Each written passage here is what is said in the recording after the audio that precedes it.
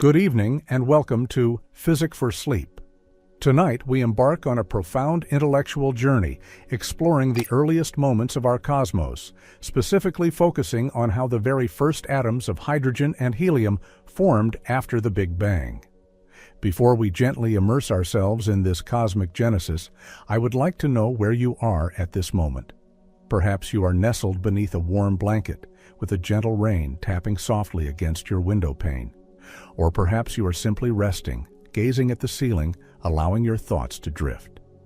If these deep reflections help you relax and organize your thoughts before sleep, please support the channel with a like and subscribe so others can find their way here too. Now, just breathe, allow your eyes to grow heavy, and let's begin. Our journey into the universe's distant past brings us to a time far removed from the familiar tranquility of stars and galaxies. Imagine a cosmos in its very infancy, not the vast cold expanse we know, but an unimaginably dense and intensely hot crucible of energy. This was a realm where the concept of an atom, with its distinct nucleus and orbiting electrons, was utterly foreign. In those first fleeting moments, a mere fraction of a second after the Big Bang, the universe was a chaotic incandescent sea, a plasma composed not of atoms, but of fundamental particles. Quarks, leptons, and photons, along with their antimatter counterparts, all interacted fiercely, unable to settle into stable structures due to the extreme temperatures and densities. As the universe began its inexorable expansion and, consequently, its cooling, the conditions shifted. Within the first microsecond, the intense heat gradually diminished just enough for the strong nuclear force to assert its dominance. This force, one of the four fundamental interactions, bound quarks together into more stable composite particles, protons and neutrons.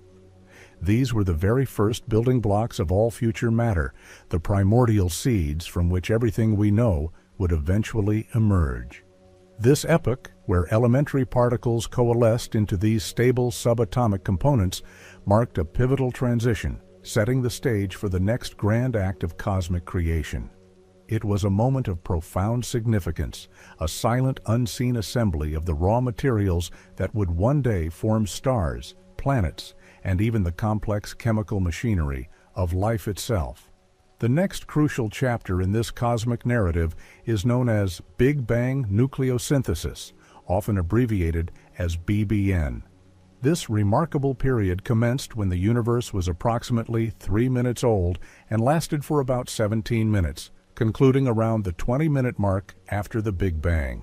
During this brief yet profoundly impactful window, the universe had cooled sufficiently for protons and neutrons to begin fusing, but was still hot and dense enough to sustain these nuclear reactions. Had the universe remained too hot, these nascent nuclei would have been instantly torn apart by energetic photons. Conversely, had it cooled too rapidly, the fusion process would never have properly ignited. It was a delicate balance, a fleeting moment of cosmic opportunity. The primary products of this primordial fusion were the nuclei of the lightest elements.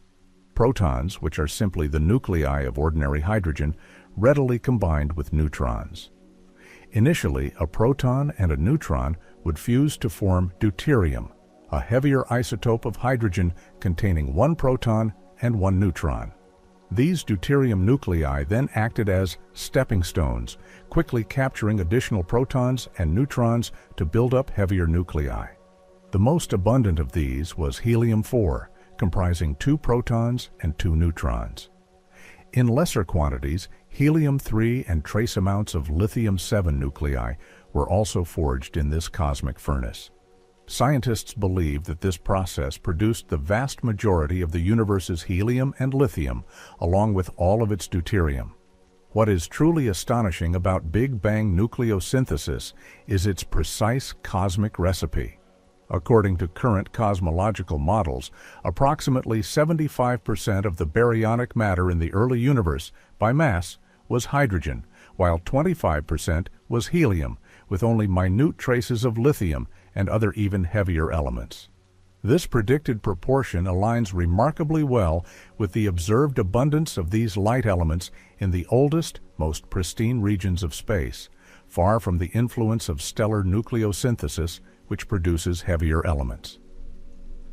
This agreement between theory and observation is one of the most powerful pieces of evidence supporting the Big Bang model. It is a testament to the predictive power of physics, allowing us to reconstruct events that unfolded billions of years ago with incredible accuracy. The rapid expansion and cooling of the universe were the ultimate arbiters of what could and could not be formed during BBN. As the universe continued to expand, its temperature and density quickly dropped below the critical threshold required for sustained nuclear fusion. This meant that the production of elements essentially ceased after about 20 minutes. Heavier elements such as carbon, oxygen, and iron require much higher temperatures and pressures and much longer timescales to form through fusion. These conditions would only arise much later within the cores of the first stars, billions of years after the Big Bang. Thus, the universe's initial chemical composition was remarkably simple, a primordial soup overwhelmingly dominated by hydrogen and helium, a stark contrast to the rich periodic table we know today. This early period of element formation, constrained by the universe's dynamic evolution, laid the foundational chemical blueprint for everything that followed. Without this precise balance of expansion and cooling, the building blocks for stars and ultimately for life might never have existed. The hydrogen atoms that formed in those fleeting minutes are still with us, making up the water in our bodies, the fuel for our sun, and the vast clouds of gas that continue to give birth to new stars. In a profound sense, when you drink a glass of water, you are interacting with atoms that have existed since the universe was only minutes old, silent witnesses to the very dawn of matter. This realization connects us intimately to the grand cosmic narrative, reminding us that we are, in a very literal way, composed of the universe's earliest breath. This initial formation of light nuclei was a critical step, but it was not yet the birth of neutral atoms. The universe was still far too hot for electrons to bind permanently with these nuclei. Instead, electrons roamed freely, scattering light particles and keeping the cosmos opaque. The true formation of the first stable, neutral atoms, a process known as recombination, would have to wait for another 380,000 years, a period of profound transformation that would illuminate the universe and allow light to travel freely for the very first time. But that is a reflection for another moment, another journey into the quiet expanse of cosmic history. 7999 characters. And so, having witnessed the forging of the universe's first light nuclei, we find ourselves at a fascinating juncture in cosmic history. After Big Bang nucleosynthesis concluded, the cosmos was still an incredibly hot place, albeit one that was steadily cooling. The temperature remained too high for the newly formed protons, deuterium nuclei, and helium nuclei to hold onto electrons permanently. Instead, the universe existed as a dense ionized plasma, a kind of cosmic fog. Electrons, with their negative charge, and the positively charged nuclei wandered freely, unable to settle into stable atomic structures. Imagine this primordial universe as an immense, perpetually churning cloud, an opaque ocean. Every photon of light attempting to travel would instantly collide with a free electron, scattering off in a new direction. This constant interaction meant that light could not travel very far before being absorbed or redirected. The universe, in essence, was opaque, like peering into a thick, luminous fog. There were no clear lines of sight, no distant vistas.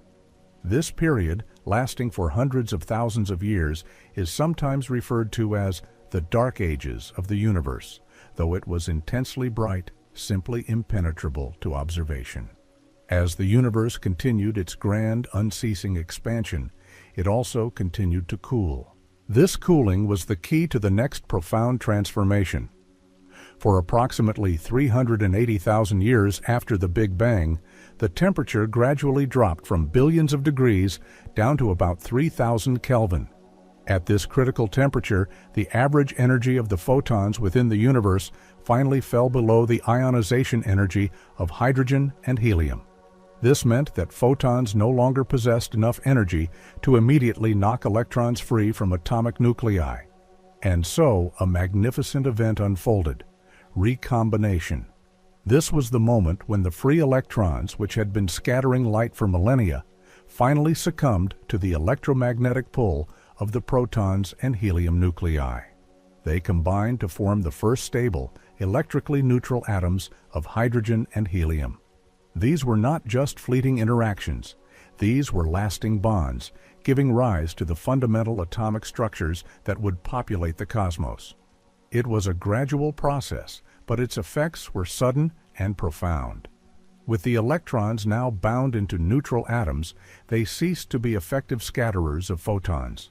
The light, which had been trapped in the cosmic plasma, was suddenly free to travel unimpeded.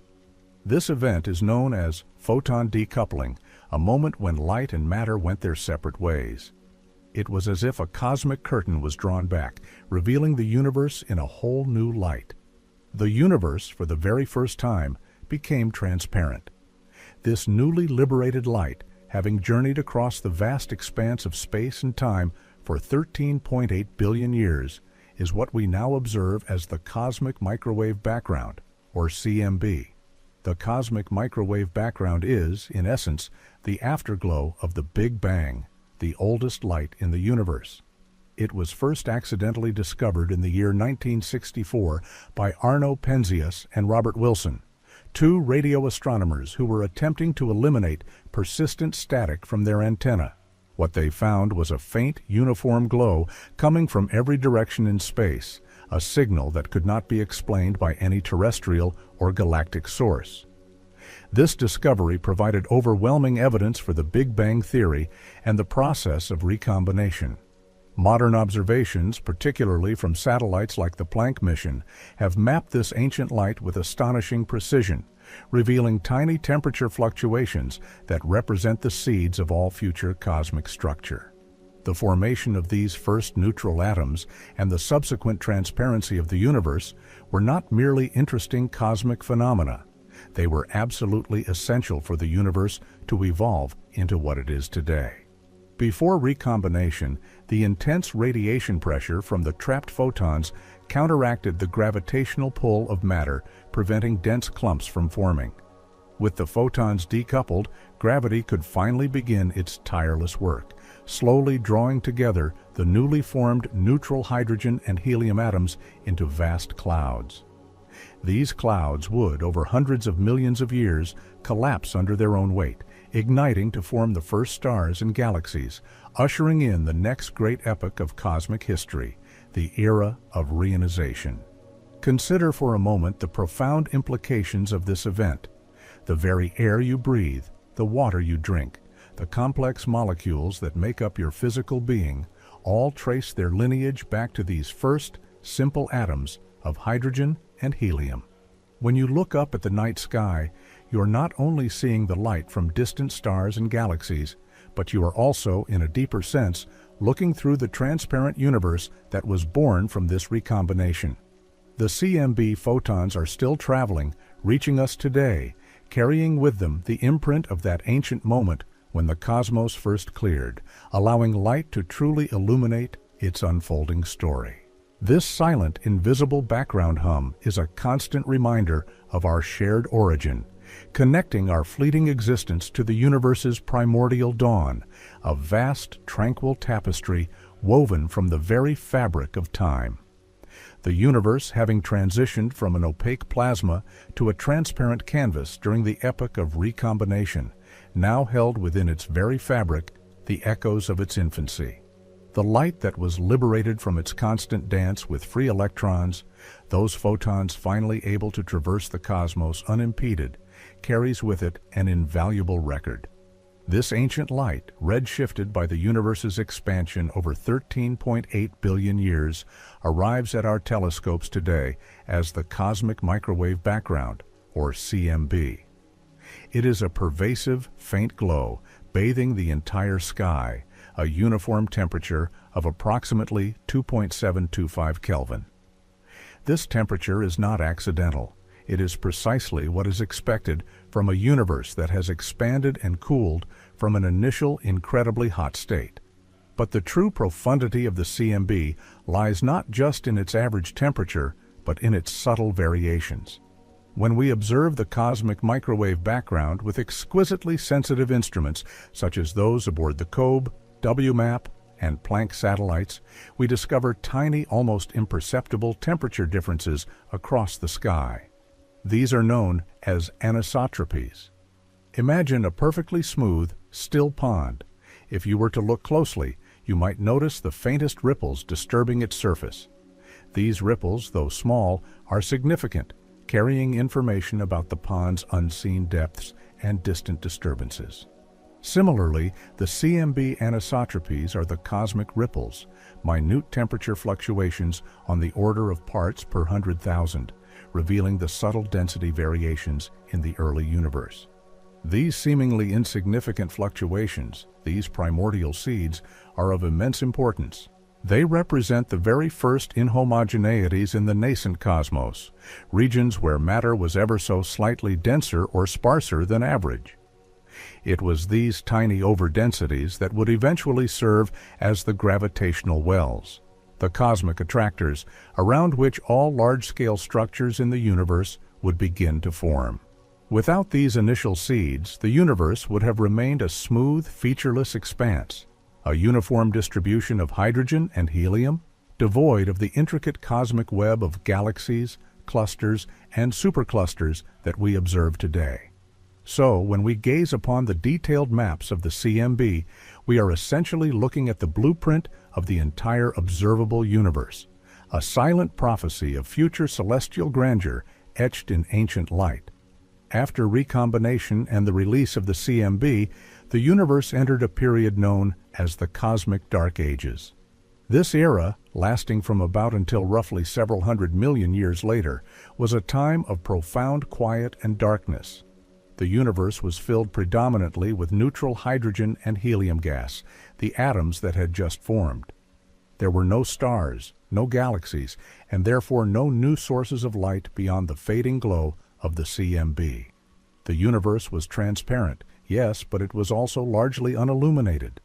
Matter was slowly beginning to clump together under the relentless influence of gravity, but it had not yet gathered sufficiently to ignite the first generation of stars.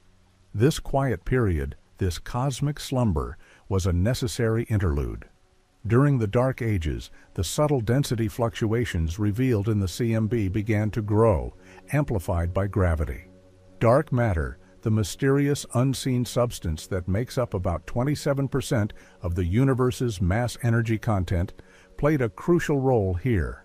Because dark matter does not interact with light, it was unaffected by the photon decoupling event and could begin clumping together even earlier, forming gravitational potential wells that would then attract the neutral hydrogen and helium gas.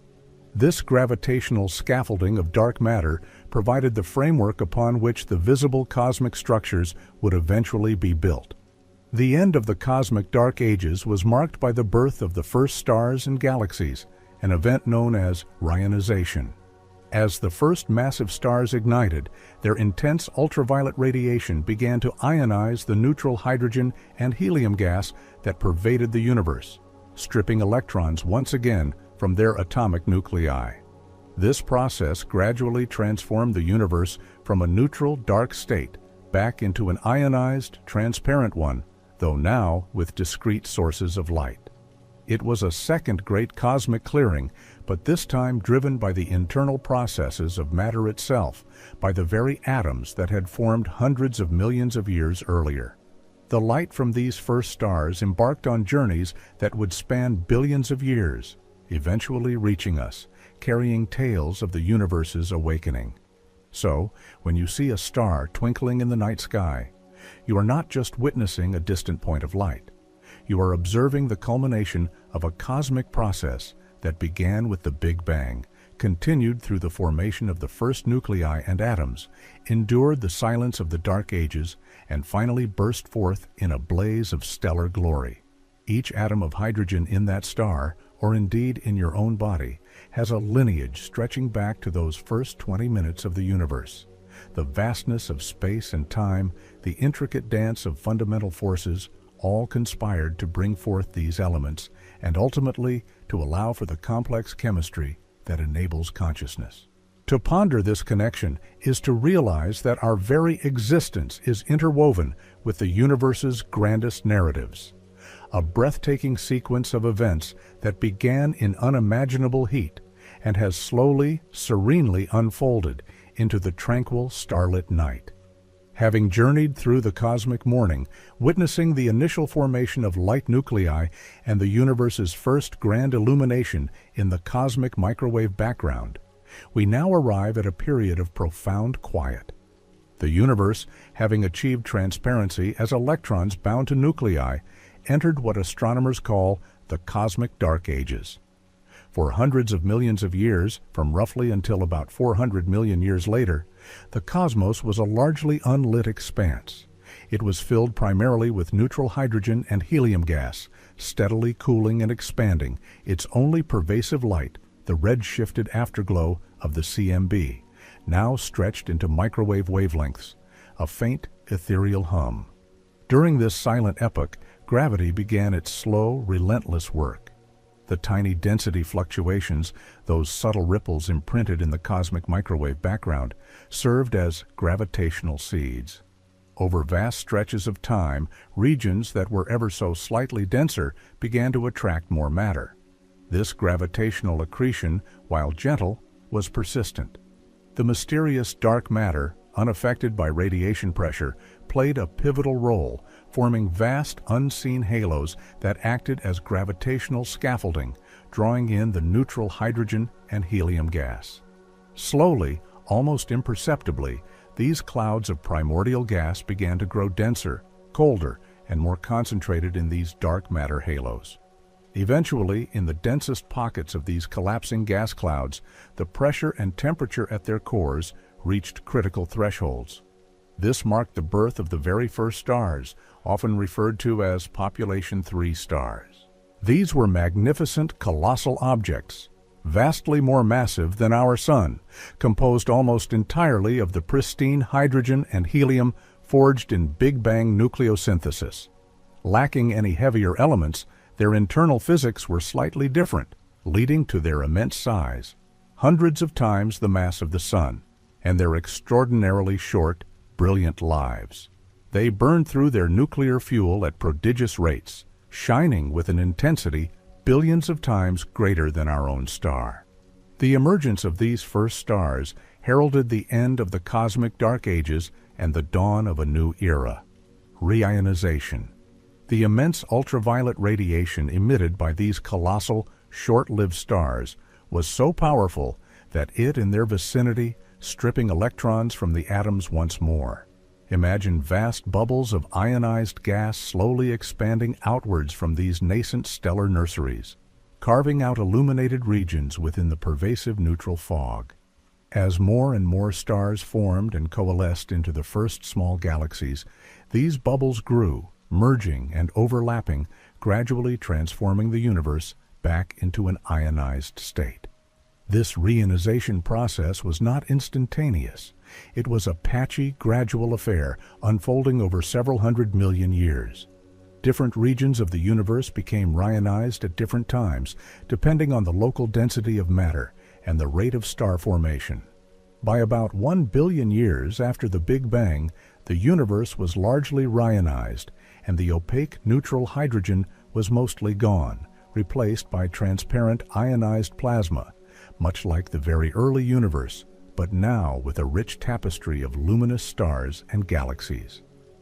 This second clearing of the cosmic fog allowed light to travel freely once again, permitting us to observe the distant ancient galaxies that populate our deepest sky surveys. Scientists gain insights into this epoch of reionization through several ingenious observational techniques. One primary method involves studying the spectra of extremely distant quasars.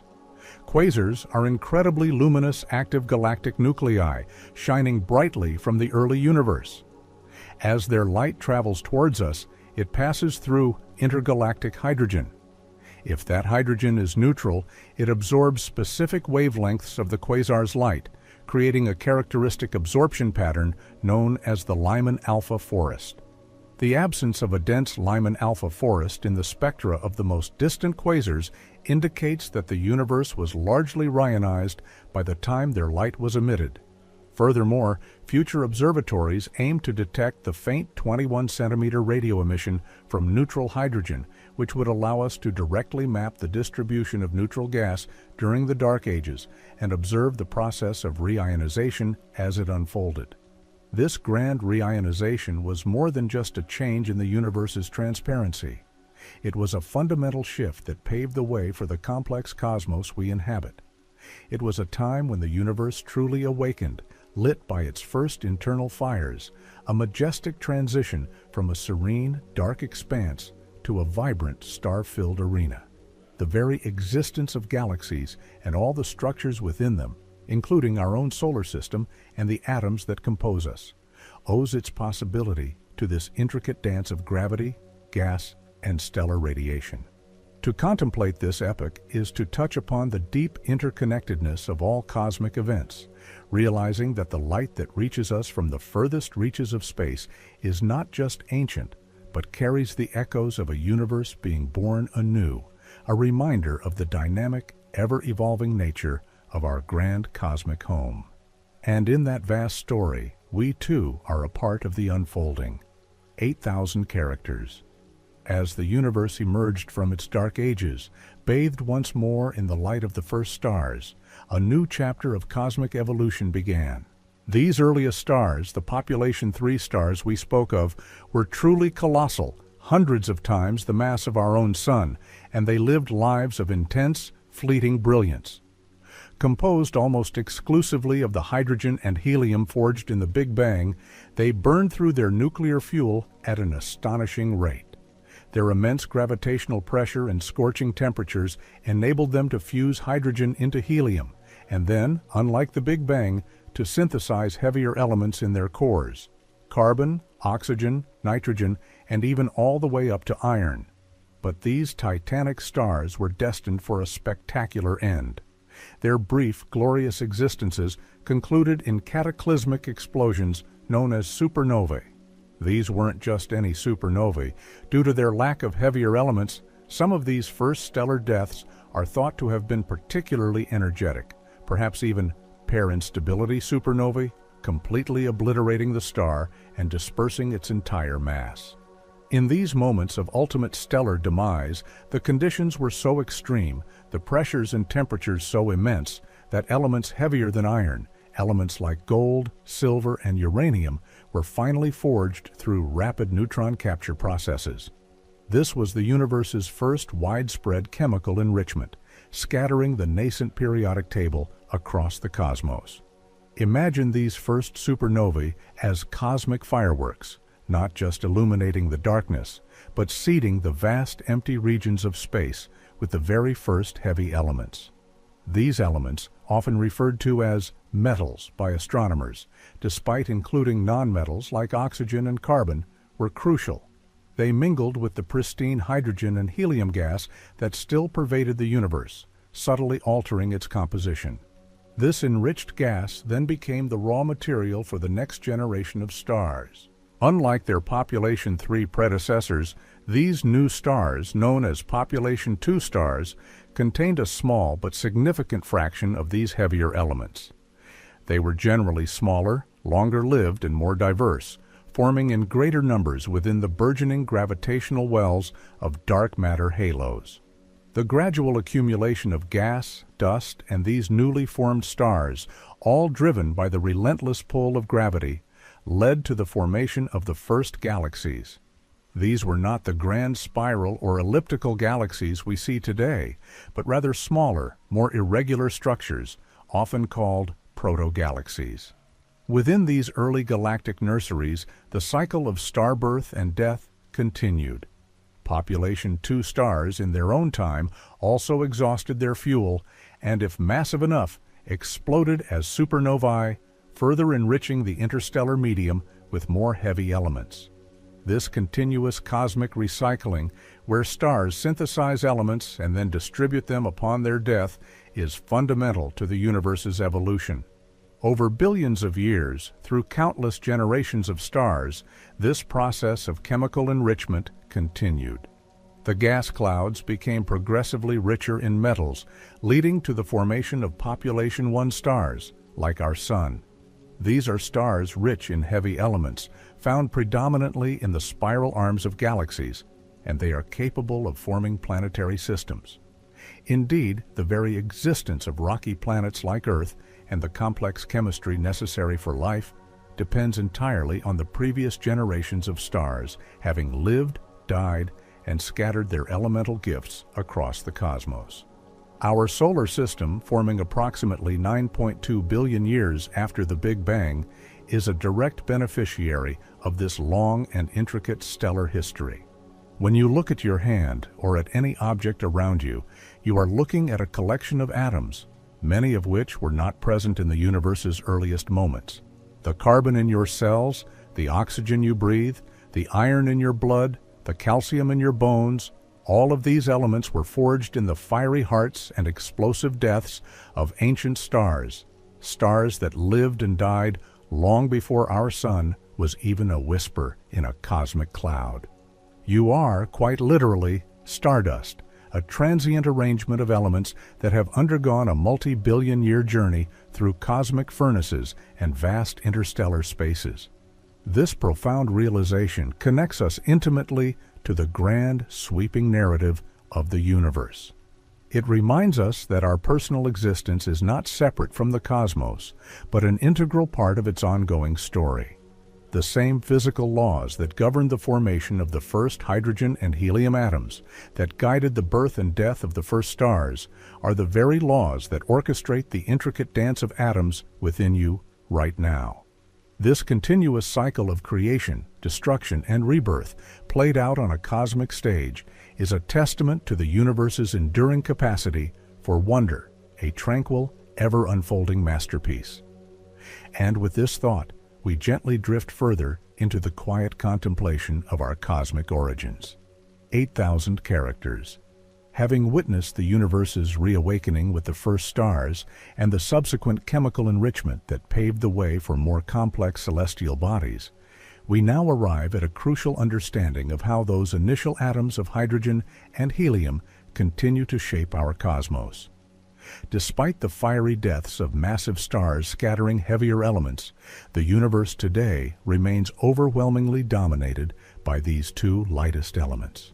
This enduring composition is a direct, observable legacy of the Big Bang itself. Approximately 75% of all normal matter in the universe, by mass, is hydrogen, and nearly 25% is helium. All the other elements of the periodic table, vital for planets and life, comprise merely a tiny fraction, less than 2%. This remarkable cosmic abundance is not just a statistical curiosity. It is the fundamental engine driving the universe's evolution. Hydrogen and helium are the primary fuel for stars, including our own Sun.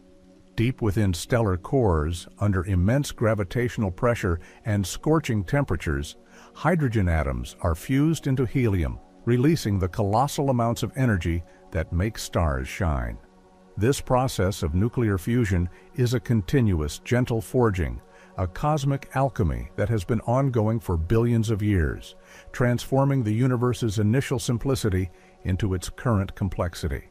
Without the vast reservoirs of hydrogen and helium, the radiant energy that sustains galaxies, warms planets, and powers the very chemistry of life would simply not exist. Beyond the fiery hearts of stars, hydrogen and helium also form the vast, ethereal tapestries of the interstellar medium, the gas and dust that permeate galaxies. These enormous clouds, often visible as glowing nebulae or dark silhouettes against the star fields, are the stellar nurseries where new generations of stars are continually born. They are primarily composed of neutral hydrogen, which emits a characteristic 21-centimeter radio signal, allowing astronomers to map their distribution across immense cosmic distances. Helium, being less reactive, tends to remain largely atomic, but it is an ever-present companion in these cosmic clouds. The subtle gravitational collapse within these nebulae, drawing hydrogen and helium together, restarts the cycle of star formation, ensuring the universe remains a vibrant, evolving entity. The continued presence and active role of these primordial elements are a constant reminder of our cosmic origins. The hydrogen atoms in the water that makes up more than half of your body, the hydrogen in the organic molecules that form your very cells, these are atoms that have traveled an unimaginable journey. They were forged in the first minutes of the Big Bang, remained free for hundreds of thousands of years, then gently combined into neutral atoms during recombination, drifted through the silent dark ages, perhaps briefly warmed by a population 3 star, before being drawn into a gas cloud that eventually coalesced to form our solar system. Each atom carries with it a story of 13.8 billion years of cosmic history. This profound connection means that the universe is not some distant abstract entity, but an intimate part of our very being. We are not merely observers of the cosmos, we are participants, woven from its earliest threads. The same fundamental particles that populated the universe in its infancy now form the intricate patterns of our thoughts and perceptions. This realization that the initial conditions of the Big Bang directly determine the elemental composition that makes conscious life possible is a source of tranquil wonder. It invites us to ponder our place within this grand unfolding narrative, understanding that the simplicity of hydrogen and helium was the indispensable prelude to all the richness and diversity of existence. The universe, in its quiet, persistent expansion, continues to play out the consequences of those first moments. While stars will eventually consume their hydrogen fuel and heavier elements will continue to accumulate, the sheer scale of the cosmos ensures that hydrogen and helium will remain the dominant constituents for trillions of years to come. This vast, slow dance of elements, from their primordial genesis to their stellar transformations and their eventual dispersal, is the rhythm of the universe, a timeless melody that began with the simplest of atoms and continues to echo through every star and every living thing. 8,000 characters. Our journey through the cosmos has shown us how the universe, from its initial fiery plasma to the cool, transparent expanse of the dark ages, meticulously assembled its first building blocks. We have seen how hydrogen and helium, forged in the crucible of Big Bang nucleosynthesis, became the foundational elements of all matter. But what is truly remarkable is not just that they formed, but why they formed, in such precise proportions, a cosmic ratio of roughly 75% hydrogen to 25% helium by mass. This is not a random outcome, but a testament to an incredibly delicate balance of fundamental forces and cosmic conditions. Imagine a universe where this balance was ever so slightly different. The exact ratio of protons to neutrons in the early universe, which critically determined the final abundances of hydrogen and helium, was itself a sensitive outcome of the universe's temperature and its expansion rate. In the first few seconds after the Big Bang, when the universe was still hot and dense enough, protons and neutrons could interconvert through interactions with neutrinos and antineutrinos mediated by the weak nuclear force. This process kept their numbers in a dynamic equilibrium, a constantly shifting dance. For every 7 protons, there was roughly 1 neutron. However, as the universe continued its rapid expansion and cooling, a critical moment arrived, approximately 1 second after the Big Bang. The temperature dropped to a point where the neutrinos no longer possessed enough energy to efficiently convert protons into neutrons, or vice versa.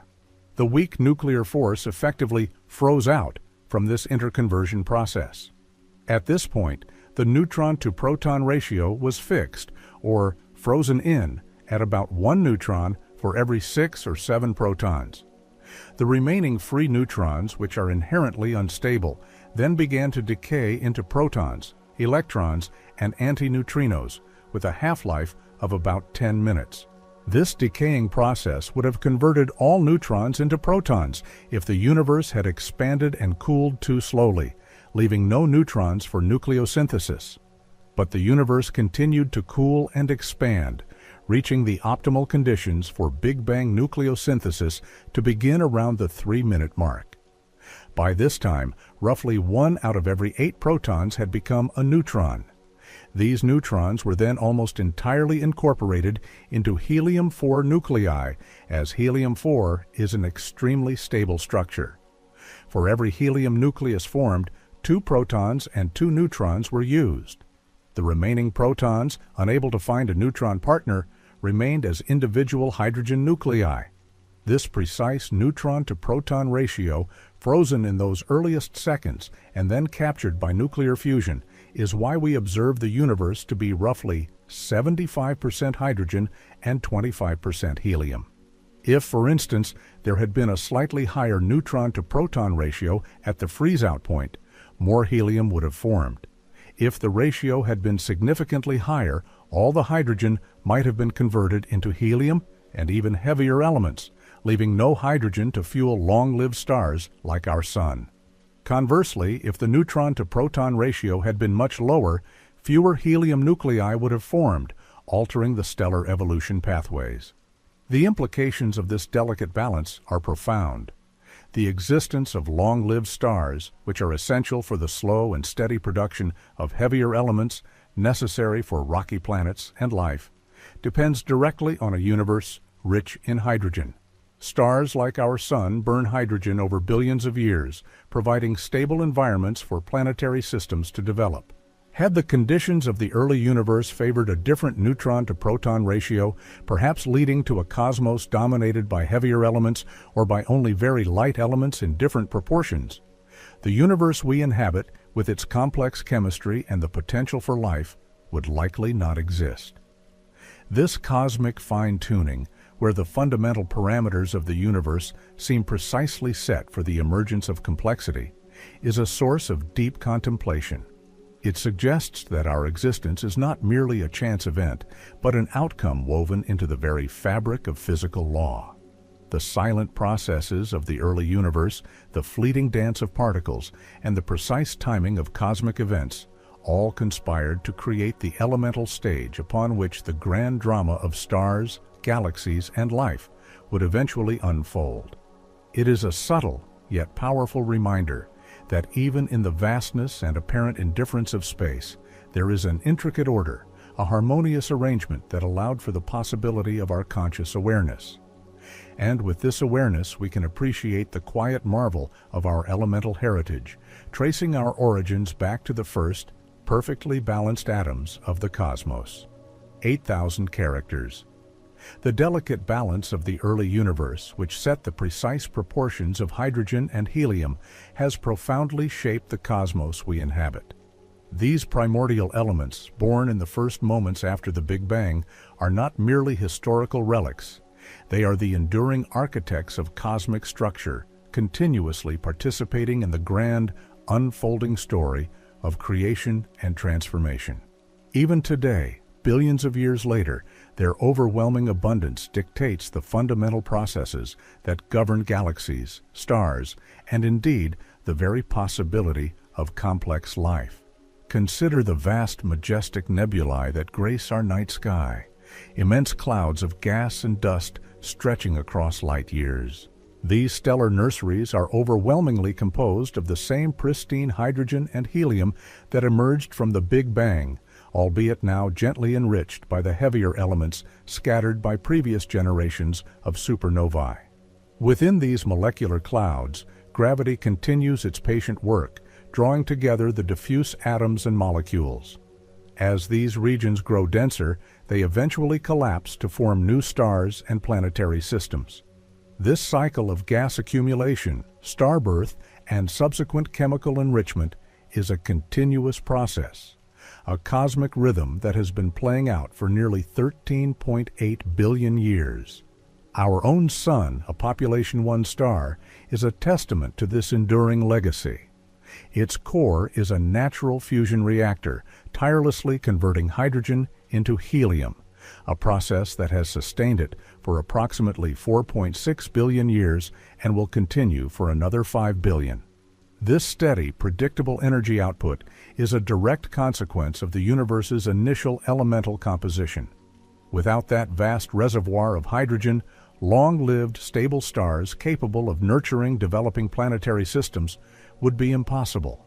The very existence of Earth, with its liquid water and complex biosphere, is thus intimately tied to the cosmic proportions established in those first 20 minutes of existence. As stars age, they engage in more intricate forms of nucleosynthesis, fusing helium into carbon, and then carbon into oxygen, and so forth, creating the diverse palette of elements that populate the periodic table. When these stars eventually die, they return much of this processed material to the interstellar medium, further enriching the cosmic canvas for future generations. Yet, even with this ongoing stellar alchemy, hydrogen and helium remain the dominant components of the universe, a testament to their primordial genesis and the sheer scale of the initial cosmic endowment. The heavier elements, though crucial for complexity, represent only a small, precious fraction of all matter. Looking far into the cosmic future, billions, even trillions of years from now, the universe will slowly change.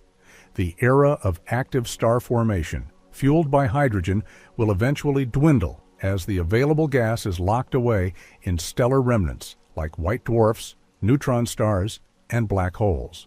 The universe will become a colder, darker, and quieter place, dominated by these long-dead stars and an ever-expanding void.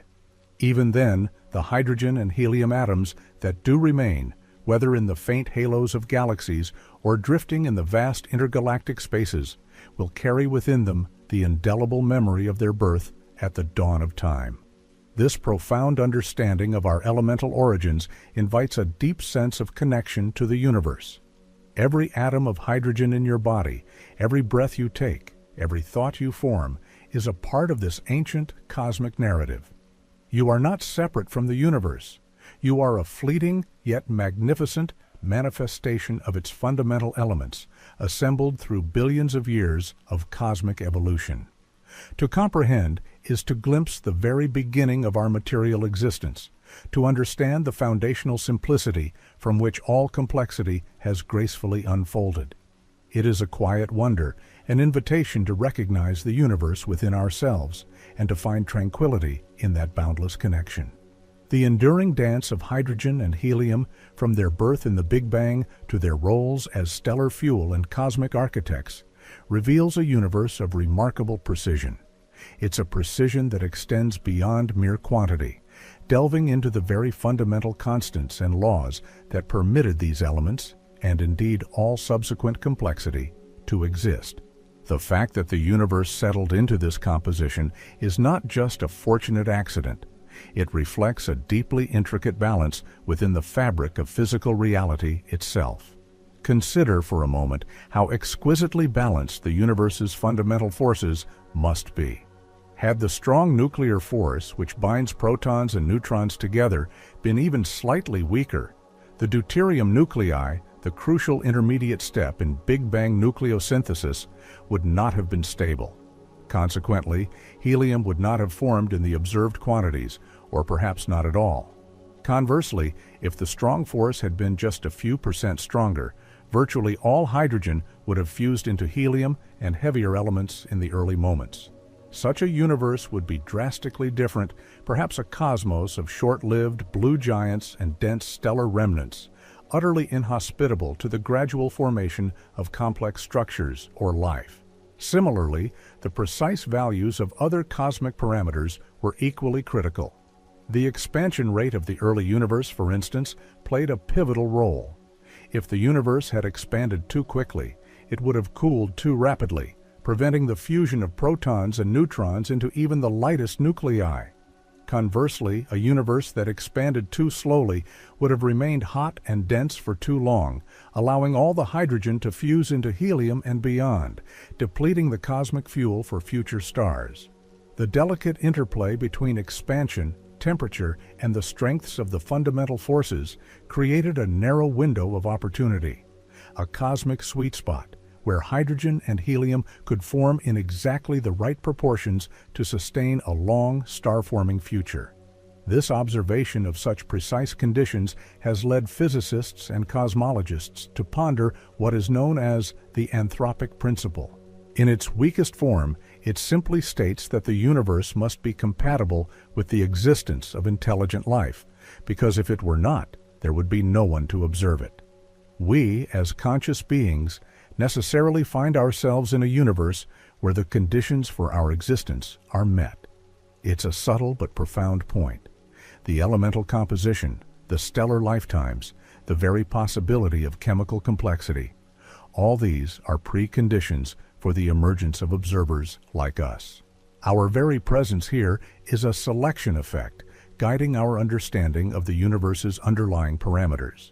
Expanding upon this, some interpretations delve into a stronger form of the anthropic principle, often linked to the concept of a multiverse. This idea suggests that our universe might be just one among an infinite or vast number of universes, each with its own unique set of physical laws and fundamental constants. In this grand ensemble, it is not surprising that at least one universe would happen to possess the precise conditions, including the perfect ratio of hydrogen to helium, that allow for the formation of stars, galaxies, and eventually conscious observers.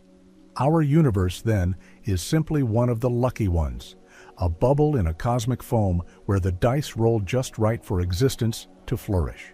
Regardless of whether one prefers the more conservative weak anthropic principle or the more speculative multiverse hypothesis, the undeniable fact remains. The universe's primordial elemental composition, overwhelmingly hydrogen and helium in a specific ratio, is not arbitrary. It is a carefully calibrated outcome of fundamental physics, a cosmic blueprint that has dictated the subsequent evolution of all structure and complexity. Every galaxy, every star, every planet, and every living organism, including ourselves, is a direct descendant of those initial, precisely formed atoms. To reflect upon this intricate cosmic design is to experience a profound sense of awe. The elements that constitute our bodies and our world are ancient, carrying the echoes of a universe in its infancy. This realization connects us to a story far grander than our individual lives, reminding us of the deep, harmonious order underlying all existence.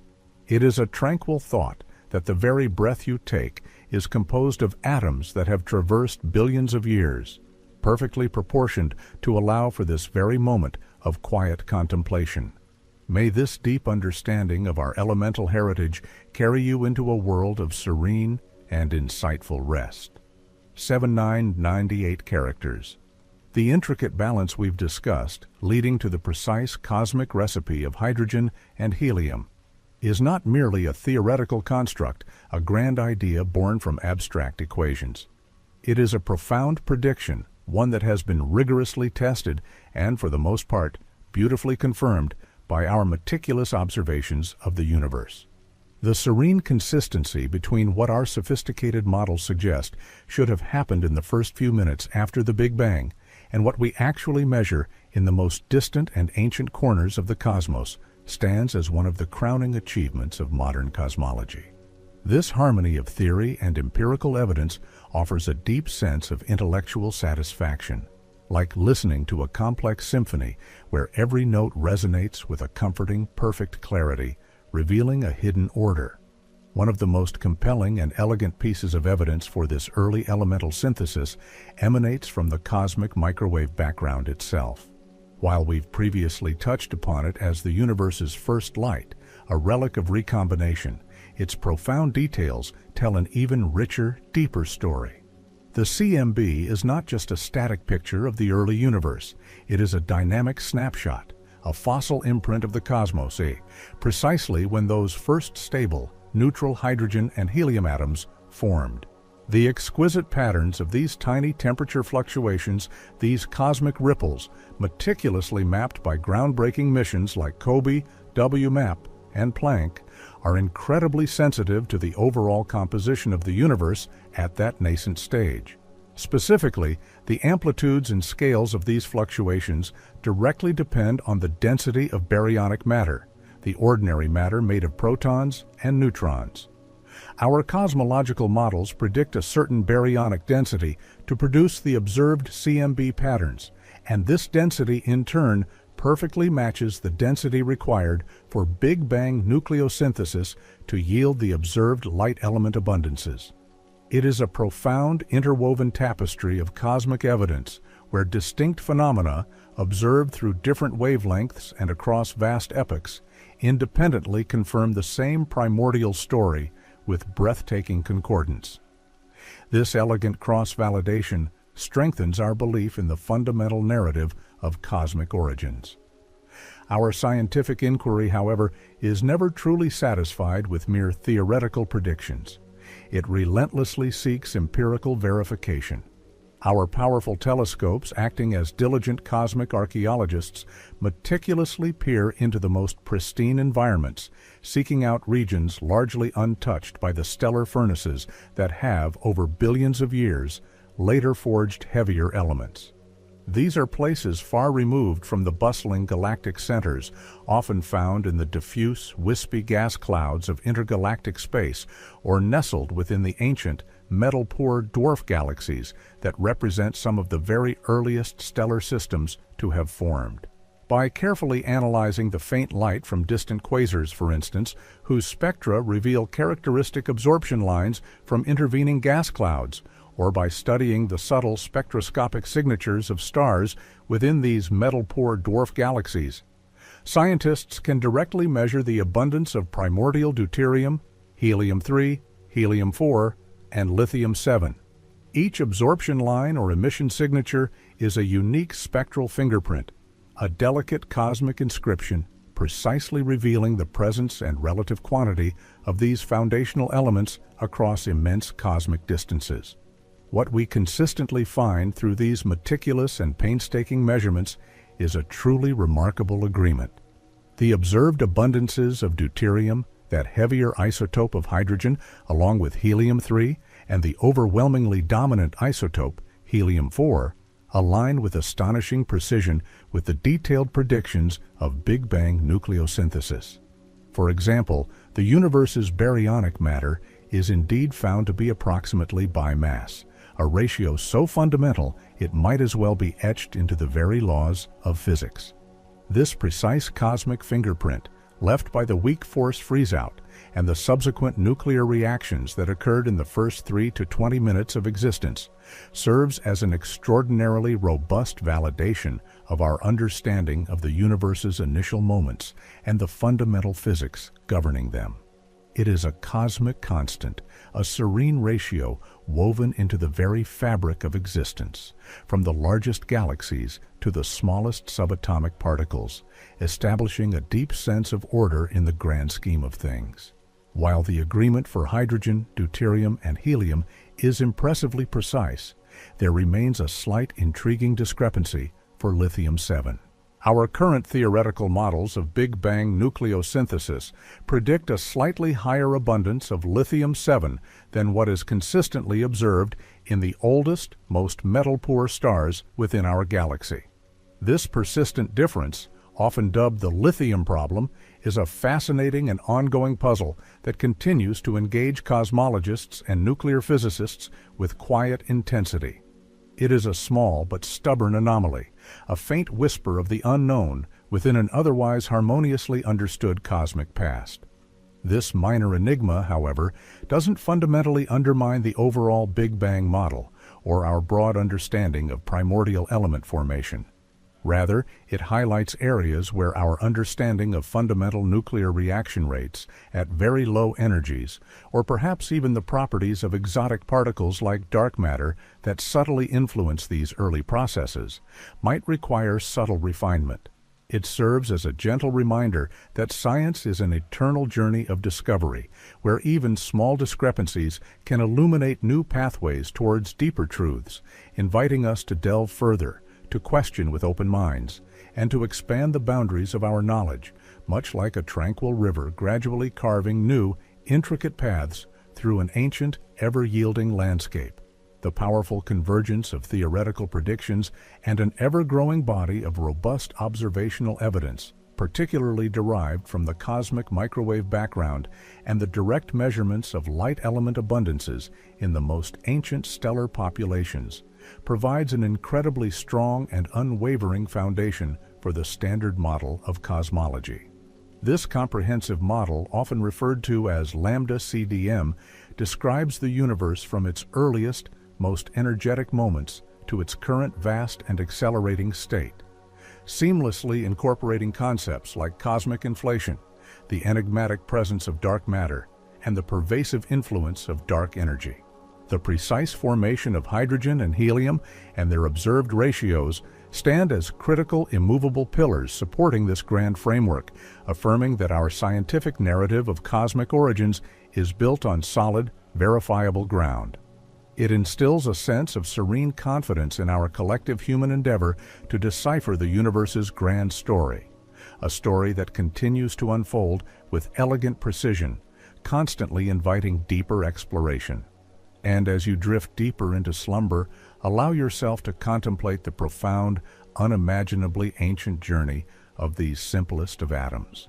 The hydrogen and helium that formed in the universe's infancy are the very same fundamental constituents that have patiently cycled through generations of stars, meticulously contributing to the creation of every heavier element, every planet, the air we breathe, and the water that sustains us. You are a living, breathing testament to this cosmic symphony, a brief yet incredibly intricate arrangement of ancient stardust, capable of comprehending your own remarkable ancient lineage. Your very being is not an isolated phenomenon, but a direct continuation of cosmic events stretching back to the dawn of time, a remarkable, conscious echo of the universe's earliest breath. Tranquil sleep, imbued with the quiet wonder of being truly, profoundly connected to the boundless cosmos, a small but significant part of its silent, eternal dance. Profound journey of hydrogen and helium, from their primordial genesis in the universe's earliest moments to their indispensable roles in shaping the cosmos, continues to unfold with elegant precision. These simplest of atoms are not merely relics of an ancient past, ceaselessly engaged in a grand, ongoing process after the Big Bang. Their overwhelming abundance dictates the fundamental dynamics that govern galaxies, fuel stars, and indeed permit the very possibility of complex life. The vast majority of the universe's ordinary matter, approximately 75% by mass as hydrogen and nearly 25% as helium, remains the primary fuel for the stellar engines that illuminate the cosmos. Deep within the heart of every shining star, including our nurturing sun, hydrogen atoms are relentlessly fused into helium, releasing prodigious amounts of energy in a process that defines stellar life. This continuous, gentle forging, a cosmic alchemy of light elements, has been ongoing for billions of years, gradually transforming the universe's initial, elegant simplicity into its current, intricate complexity. Without these immense, the steady glow of a distant star, a beacon of light against the velvet darkness, is a testament to this ceaseless elemental conversion, a silent, enduring testament to the universe's earliest elemental decree. Beyond the fiery cores of stars, hydrogen and helium also constitute the ethereal tapestries of the interstellar medium, the diffuse gas and dust that permeate galaxies. These colossal clouds, often visible as glowing nebulae, continuously born. They are predominantly a subtle hum detectable across immense cosmic distances, allowing astronomers to map their distribution and dynamics. Inert companion in these vast, perpetually renewing its luminous inhabitants. This cosmic recycling, where material is gathered, ignited into stars, processed, and then returned to the interstellar medium upon stellar death, is the universe's grand metabolic cycle, fundamentally dependent on its primordial elemental foundation. As generations of stars live and die, they progressively enrich the interstellar medium with heavier elements, those metals beyond hydrogen and helium that are so crucial for the diversity of our material world. Yet, despite this ongoing stellar alchemy of the universe for trillions of years to come, the legacy of their Big Bang formation is so profound that it will persist long after all star formation has ceased and the universe has entered its ultimate, cold, and dark epoch. Even then, the scattered hydrogen and helium atoms, drifting in the vast empty spaces between dying galaxies, silent witnesses to the entire cosmic narrative. Personal physical being, the hydrogen in the complex, endured warmed by the ultraviolet glow of within you, carries a story spanning, a silent testament to the universe's patient unfolding. An intricate, meticulously universe's enduring story is your story, an unbroken chain of events that links the primordial fire to the conscious thought, a harmonious, eternal dance. 8,000 characters. As our journey through the universe's earliest moments draws to a gentle close, we are left with a profound sense of the intricate dance that brought forth the very first atoms. From the unimaginable heat and density of the Big Bang, through the fleeting 20 minutes of Big Bang nucleosynthesis that forged the light nuclei of hydrogen and helium, to the long, quiet epoch of recombination where electrons finally settled into stable orbits, allowing the universe to clear and light to travel freely. This cosmic genesis, this delicate balancing act of fundamental forces and cosmic expansion, laid the indispensable groundwork for all the complexity that would follow. May these deep thoughts about the formation of hydrogen and helium, the primordial building blocks of our cosmos, carry you into a world of tranquil sleep. Remember that every atom of hydrogen in the water you drink, every atom of helium that gently lifts a balloon, is a direct, enduring legacy of those first minutes of universal creation. You are not merely a transient observer of this magnificent universe. You are intimately woven into its very fabric, a conscious arrangement of ancient stardust, carrying within you the echoes of its earliest breath. Fall asleep with this feeling of serene connection, knowing that the grand story of the cosmos is, in a very real sense, your own story. Good night. The journey to the first atoms begins not with an explosion in empty space, but with the very fabric of space and time itself emerging from an incredibly dense, unimaginably hot state, a singularity of cosmic potential. We must cast our thoughts back to the earliest moments of existence, to a time when the universe was but a fleeting instant old, a realm utterly alien to our everyday perception. In those initial fractions of a second, the cosmos was a vibrant, energetic soup, far too intensely hot for anything resembling a stable atom to coalesce. Instead, the nascent universe was populated by a seething plasma of fundamental particles. Quarks, the building blocks of protons and neutrons, leptons, such as electrons and neutrinos, and the force-carrying bosons that mediate their intricate interactions. This was a state of pure, unbridled energy, where matter and light were inextricably intertwined, constantly interacting in a dance of immense power. Imagine a realm where even protons and neutrons, the familiar constituents of atomic nuclei, could not yet hold their form. The universe was a quark-gluon plasma, a primordial superheated fluid, where quarks and gluons roamed freely, unbound by the strong nuclear force that normally holds them together within composite particles. This was a phase of matter utterly foreign to our experience, a universe without the possibility of distinct, stable particles forming the bonds we understand. As the universe expanded rapidly, it began its inexorable process of cooling, a crucial step in the grand cosmic narrative. This cooling allowed for a pivotal transition, a phase change known as hadronization. Approximately 1/1,000,000th of a second after the Big Bang, the temperature dropped sufficiently, to about 1,000,000,000,000 Kelvin, for the strong force to assert its dominance, binding quarks together. This led to the formation of the first stable protons and neutrons, marking the emergence of the first substantial enduring structures in the universe. This was a cosmic turning point, a shift from a formless, ephemeral plasma to a universe populated by the precursors of all atomic nuclei. These newly formed protons and neutrons would soon become the foundation for everything that would follow. It is here, in these very early moments, that we encounter a profound and fortunate asymmetry that ultimately allowed for our existence, the phenomenon of baryogenesis. For every particle of matter formed in these early energetic processes, an antiparticle was also created. If matter and antimatter had been perfectly balanced in number, they would have annihilated each other completely, leaving behind a cosmos of pure energy, a sterile void devoid of any enduring substance, no stars, no galaxies, and certainly no life. Yet, for reasons still not entirely understood by physicists, there existed a minute, almost imperceptible excess of matter over antimatter, a cosmic ratio of approximately 1 extra particle of matter for every billion particle-antiparticle pairs.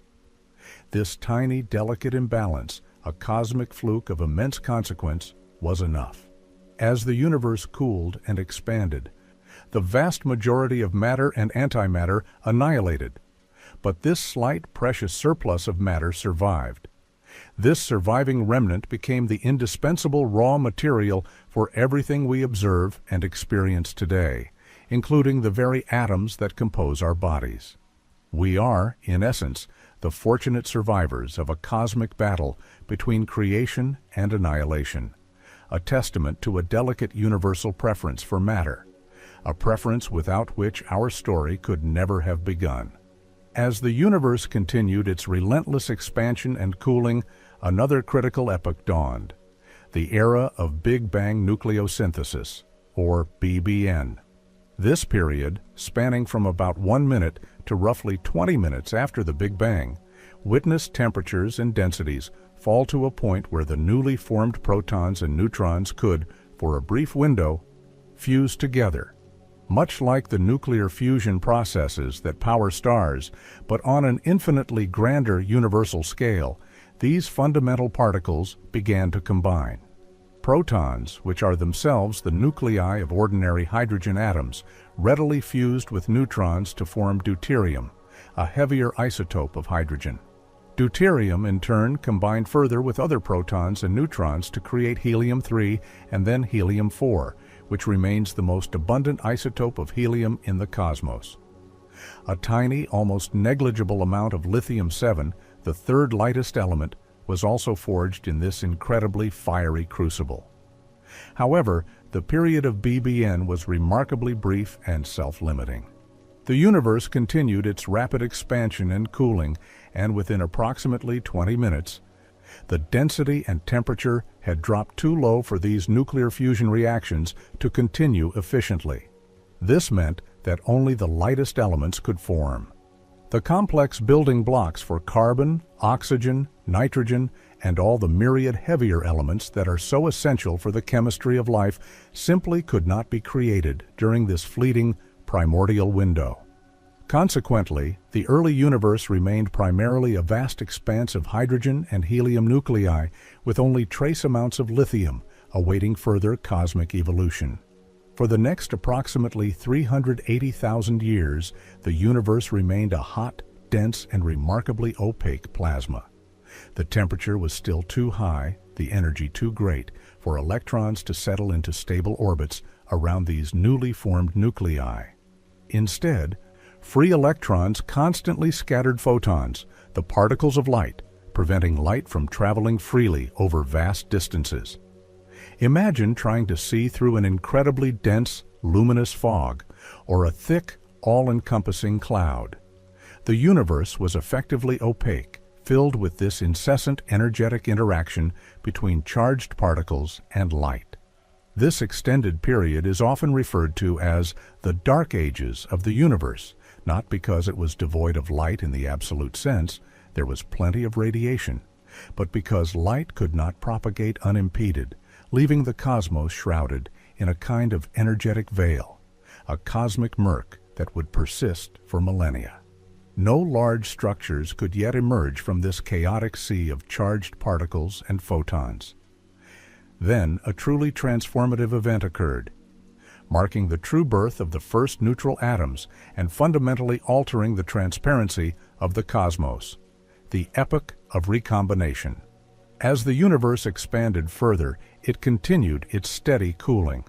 When the average temperature dropped to around 3,000 Kelvin, a mere 380,000 years after the Big Bang, the kinetic energy of the free electrons became sufficiently low to be captured and held by the positively charged atomic nuclei. Protons, the hydrogen nuclei, combined with electrons to form neutral hydrogen atoms, and the helium nuclei captured electrons to form neutral helium atoms. This seemingly simple act of electrons settling into stable, quantized orbits around nuclei had a monumental and far-reaching consequence. With electrons now bound within electrically neutral atoms, they ceased to scatter photons so readily. The universe, which had been an opaque, hazy plasma, suddenly became transparent to light. Photons, liberated from their constant scattering interactions with free electrons, could now travel unimpeded, streaming freely through the vast expanse of space. This event is often referred to as decoupling, as matter and radiation effectively separated their intimate dance, allowing light to embark on its long journey across the cosmos. These ancient photons, now greatly stretched and cooled by the universe's continuous expansion over billions of years, reach us today as the cosmic microwave background radiation, or CMB. This faint uniform glow, detectable from every direction in the night sky, is a direct and powerful relic of that momentous era of recombination. It is, in essence, a cosmic baby picture, a snapshot of the universe when it was only 380,000 years old, providing invaluable insights into its earliest conditions. It carries within its subtle temperature fluctuations the very seeds of all future cosmic structure, the galaxies, the stars, the planets, and eventually the complex life forms like ourselves who now observe it. These first neutral atoms, predominantly hydrogen and helium, were the foundational elements upon which all subsequent cosmic complexity would be painstakingly built. They drifted through the vast, now transparent emptiness, gradually clumping together under the subtle, pervasive influence of gravity, beginning the long, slow process of forming the first stars, which would then illuminate the universe and forge heavier elements in their fiery cores, completing the cosmic cycle of creation. It is a profound and humbling thought, isn't it, to consider that the very atoms that make up your hand, the oxygen you breathe, the intricate neural pathways of your mind, all trace their lineage back to this primordial epoch. The hydrogen atoms within your body are, in fact, almost as old as the universe itself, having existed in their neutral form since that moment of cosmic transparency. The helium in a child's party balloon, though relatively rare on Earth, is a direct, tangible echo of Big Bang nucleosynthesis, a relic from a time before stars. We are, in a very real and fundamental sense, walking, thinking, feeling fragments of that ancient cosmic history. Our existence is a continuation of processes set in motion billions of years ago, a delicate balance of fundamental forces and quantum events that allowed structure and ultimately consciousness to emerge from what was once an undifferentiated, energetic void. And with that understanding, perhaps the ordinary act of simply being, of existing, of breathing in this moment, takes on a new, quiet grandeur, connecting us intimately to the very dawn of creation, to the silent, majestic unfolding of the universe itself. As the universe expanded and cooled, reaching the critical juncture of recombination, a profound stillness settled across the cosmos. The vibrant, opaque plasma of earlier times had given way to a transparent, albeit dark, expanse. The temperature had dipped below 3,000 Kelvin, allowing electrons to finally bind with protons and helium nuclei, forming the first neutral atoms, primarily hydrogen and helium.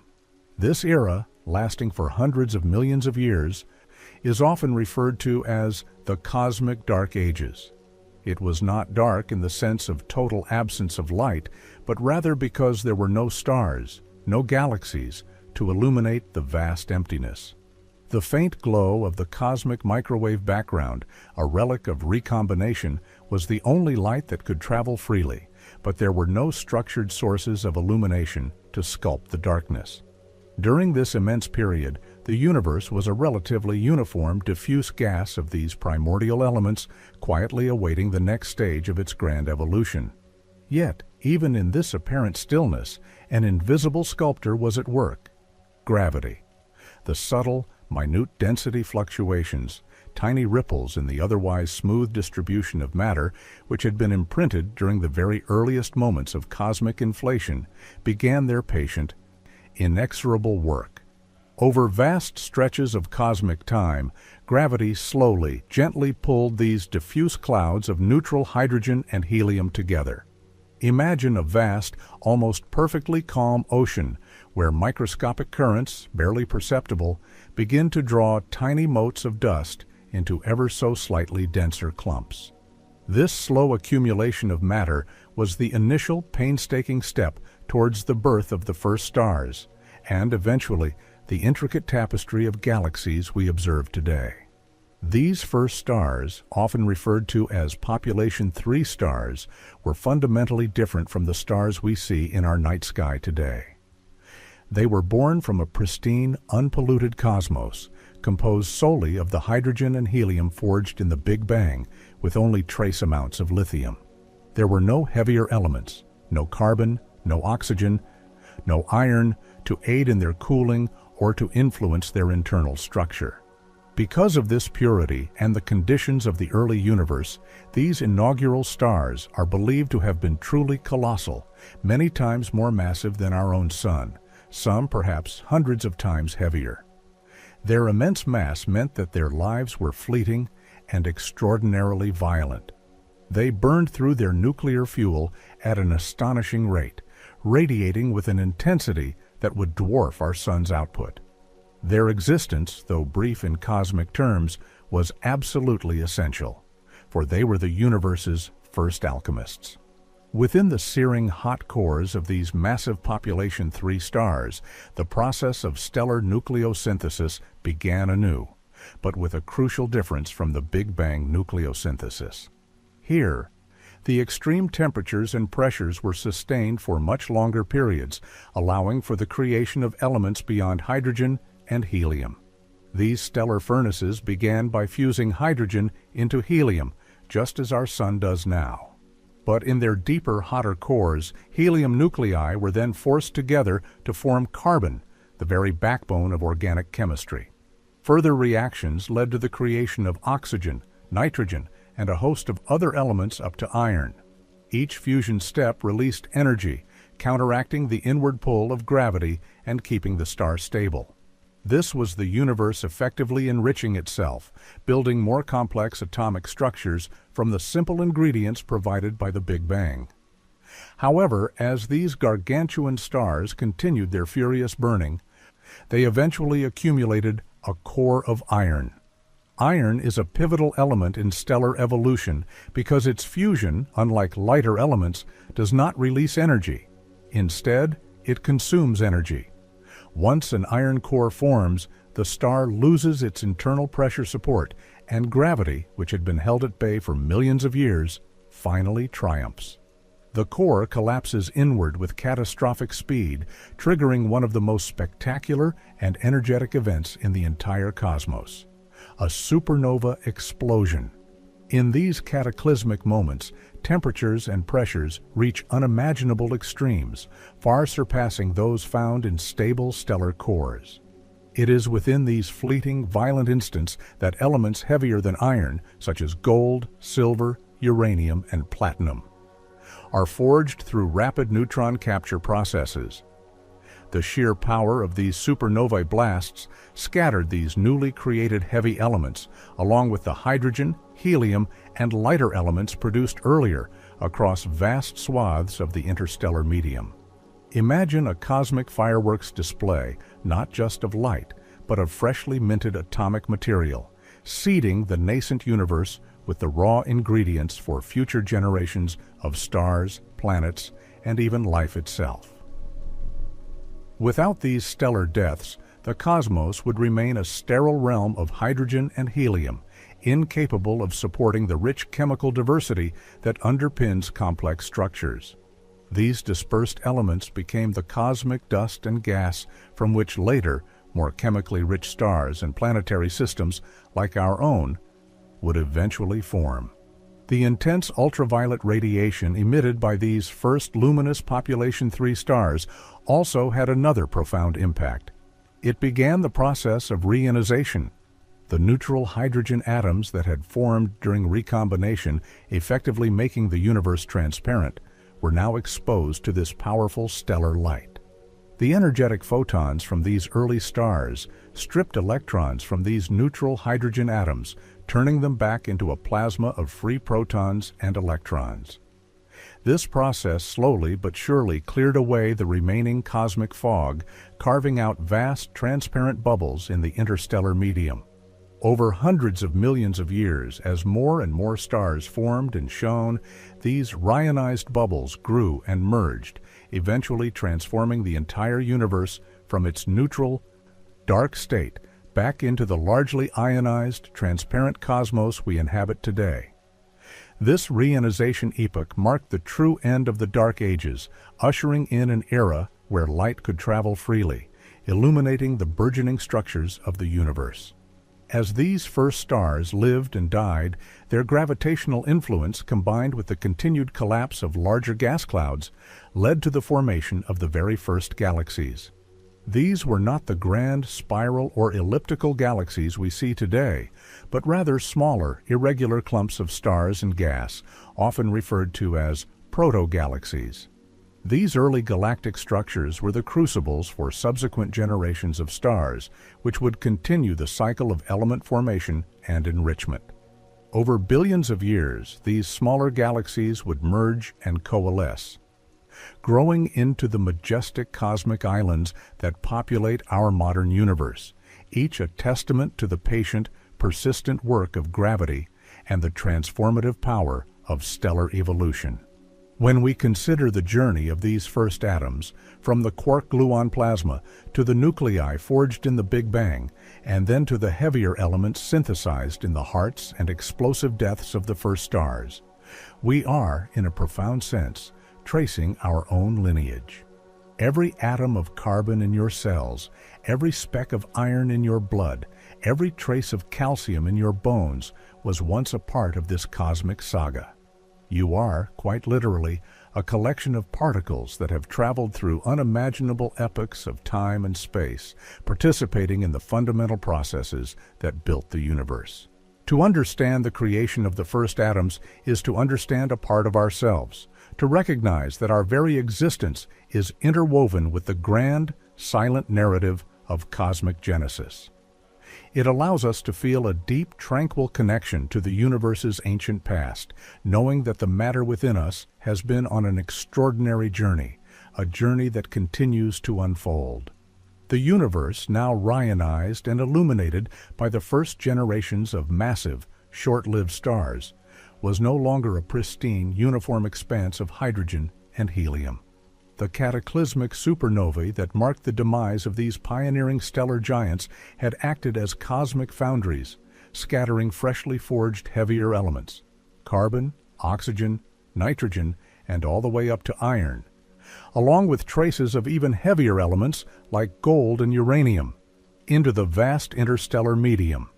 This process of enrichment was profoundly significant, altering the very chemical composition of the cosmos and setting the stage for the next grand act of creation.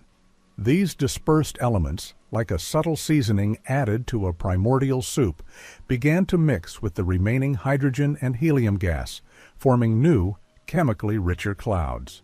These enriched gas clouds were fundamentally different from their pristine predecessors.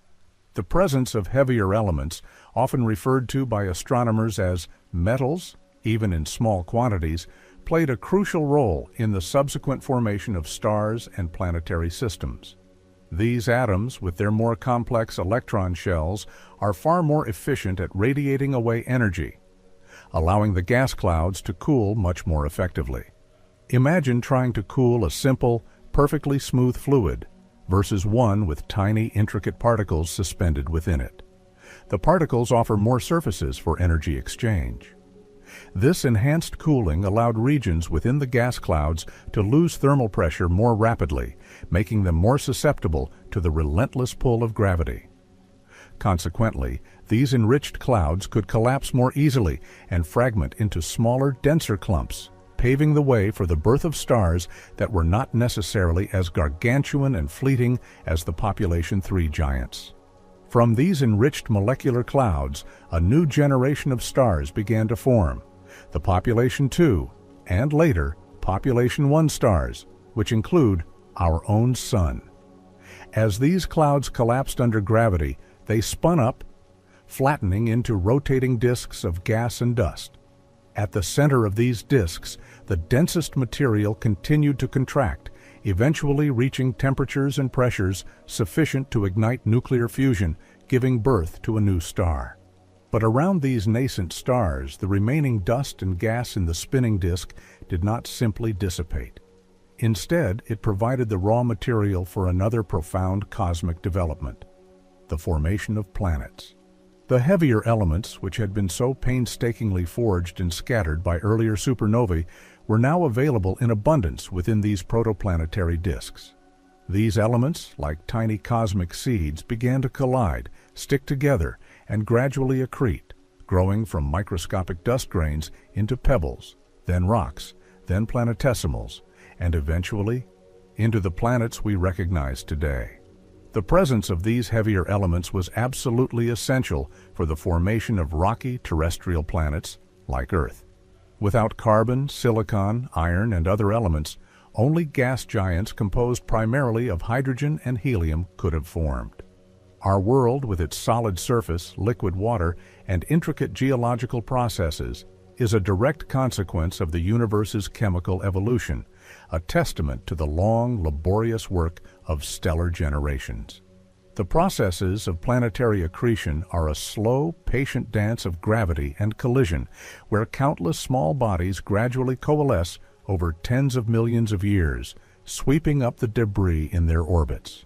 The early solar system, for instance, was a chaotic place, filled with countless planetesimals crashing into one another, shaping the nascent planets and moons. These impacts delivered not only mass but also vital elements to the growing worlds, contributing to their diverse compositions. And so, through this grand, continuous cycle of stellar birth, death, and enrichment, the universe has gradually built up the chemical complexity necessary for life. Every atom heavier than hydrogen and helium in your body, from the oxygen you breathe to the calcium in your bones and the iron in your blood, has been on an extraordinary cosmic journey. It was once forged in the heart of a star, perhaps one that lived and died billions of years before our Sun even existed. Then it was violently ejected into space during a supernova, drifting through the interstellar medium until it became part of a new molecular cloud. That cloud then collapsed to form our solar system, with our Sun as its star and the planets, including Earth, forming from the remaining material. We are not merely inhabitants of the cosmos, we are intimately woven into its very fabric, direct descendants of its most fundamental processes. The very structure of our bodies, the incredible complexity of our biology, and the consciousness that allows us to ponder these mysteries all depend on this long, silent, and majestic chain of cosmic events. The atoms within you are seasoned travelers, ancient witnesses to the universe's unfolding story, carrying within them the echoes of distant stars and primordial gas clouds. When you think of yourself, remember this profound connection. You are a living, breathing testament to billions of years of cosmic evolution, a temporary yet intricate arrangement of stardust, momentarily aware of the universe that created you. This realization offers a tranquil sense of belonging, a quiet understanding of our place within this grand, ongoing dance of matter and energy. The journey of the first atoms, born in cosmic fire and scattered by supernovae, does not conclude with their mere presence as free-floating entities. Once these chemically enriched elements permeate the vast, swirling canvases of protoplanetary disks, a profoundly intricate chapter of cosmic evolution truly begins. The delicate dance of interstellar and planetary chemistry. Even in the seemingly empty, frigid expanse between stars, far removed from the intense heat of stellar cores, atoms of hydrogen, carbon, oxygen, and nitrogen, alongside a myriad of other elements, find ways to coalesce. These cold, dark molecular clouds, often stretching for light years across the galactic arms, are not inert voids, but rather bustling chemical factories operating at incredibly low temperatures and densities. Here, under conditions that might appear incredibly hostile to the complex chemistry we associate with life, subtle energy sources like ultraviolet photons from nearby stars or the occasional impact of cosmic rays provide the minute activation energy required to drive complex reactions. Simple atomic building blocks link through various chemical pathways, forming a surprising array of rudimentary molecules. Water, in quantities so vast they would dwarf Earth's entire hydrosphere. Carbon monoxide, a ubiquitous tracer of molecular clouds, hinting at carbon's early reactivity. Ammonia, a fundamental nitrogen-bearing compound crucial for amino acids. And even more elaborate organic precursors like formaldehyde and hydrogen cyanide. Scientists utilizing powerful radio telescopes have detected hundreds of different molecules in these cosmic nurseries, revealing a nascent chemical complexity already deeply ingrained within the universe's fabric, even before the birth of any star or planet. These interstellar molecules, often frozen onto dust grains, act as pre-packaged chemical ingredients, incorporated directly into the forming planetary systems, ready to participate in the next, increasingly complex stages of molecular evolution.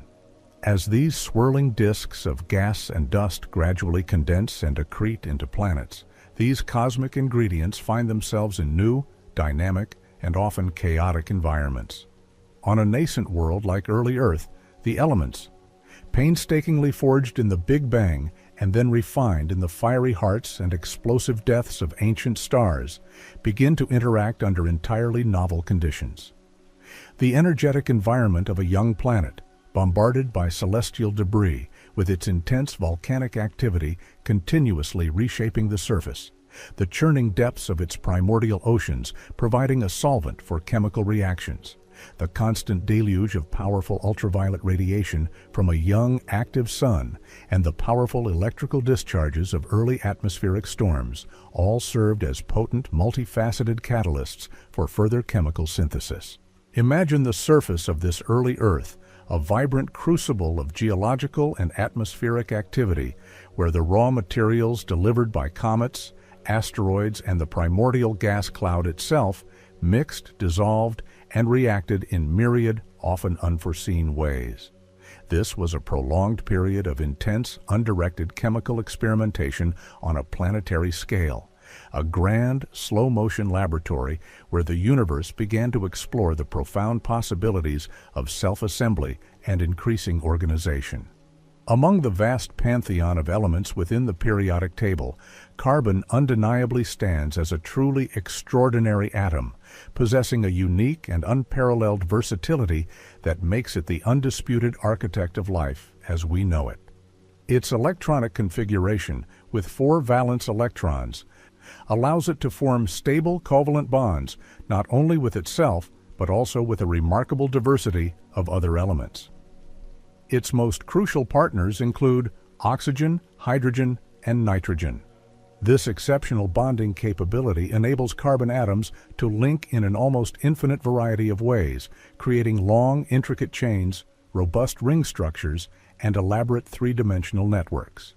These complex molecular architectures provide the fundamental scaffolding for everything from simple sugars and fatty acids, which store energy, to the amino acids that are the building blocks of proteins, the enzymes that catalyze reactions, and the vast information-carrying macromolecules of DNA and RNA, which encode life's instructions.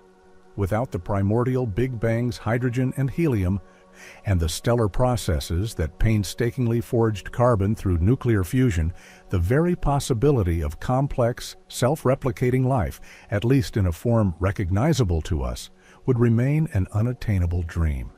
The intricate dance of atomic formation, from the raw energy of the Big Bang to the stellar furnaces that forged heavier elements, culminates in the emergence of worlds rich in chemical diversity. As we consider the journey of these atoms from the vast interstellar medium to the swirling protoplanetary disks, we arrive at the threshold of perhaps the most profound transformation: the transition from simple elements and molecules to the astonishing complexity of life itself. On a newly formed planet such as our early Earth, these scattered atoms and simple molecules, already imbued with the potential for connection, found themselves in a unique and dynamic environment.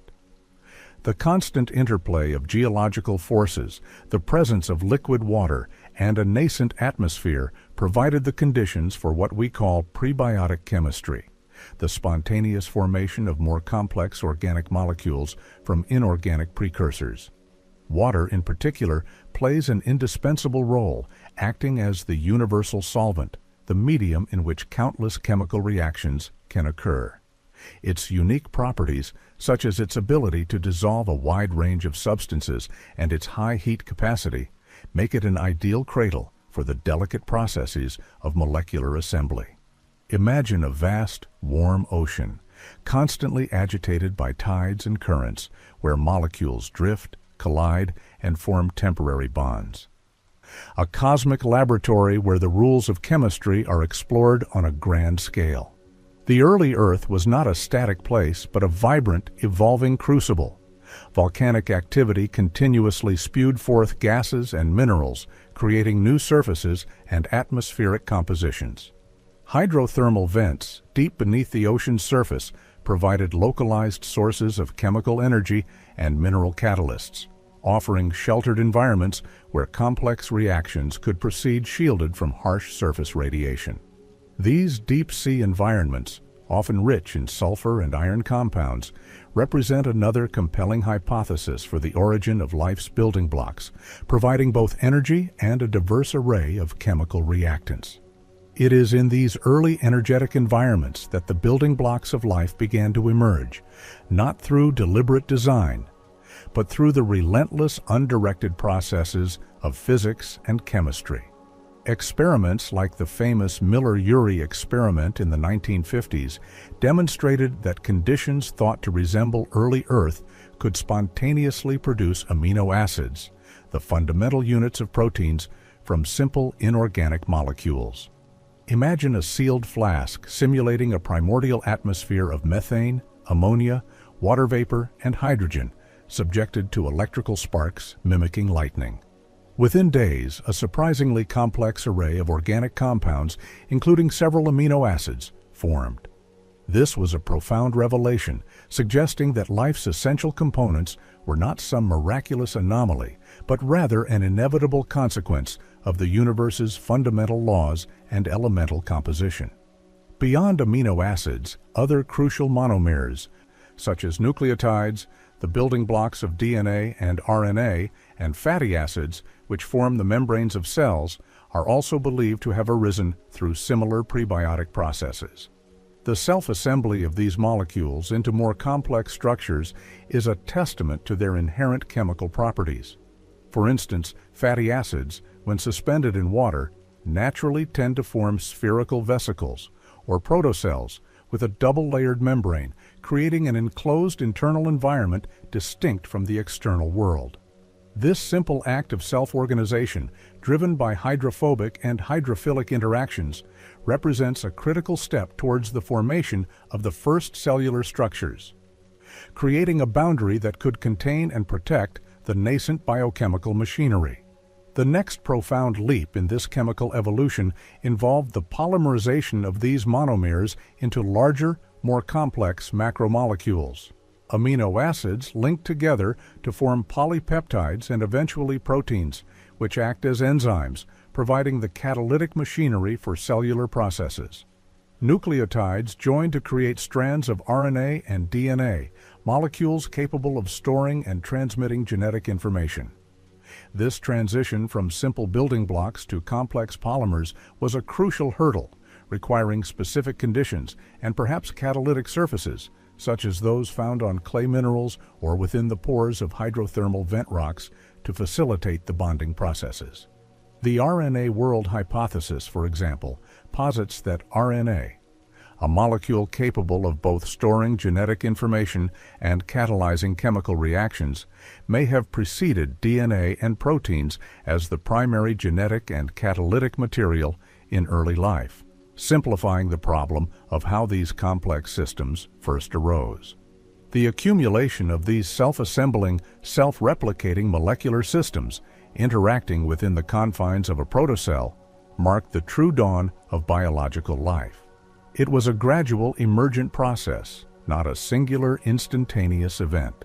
The atoms, having traveled through billions of years of cosmic history, from the initial burst of the Big Bang to the heart of ancient stars, now found themselves arranged in patterns of astonishing complexity, capable of metabolism, self-replication, and evolution.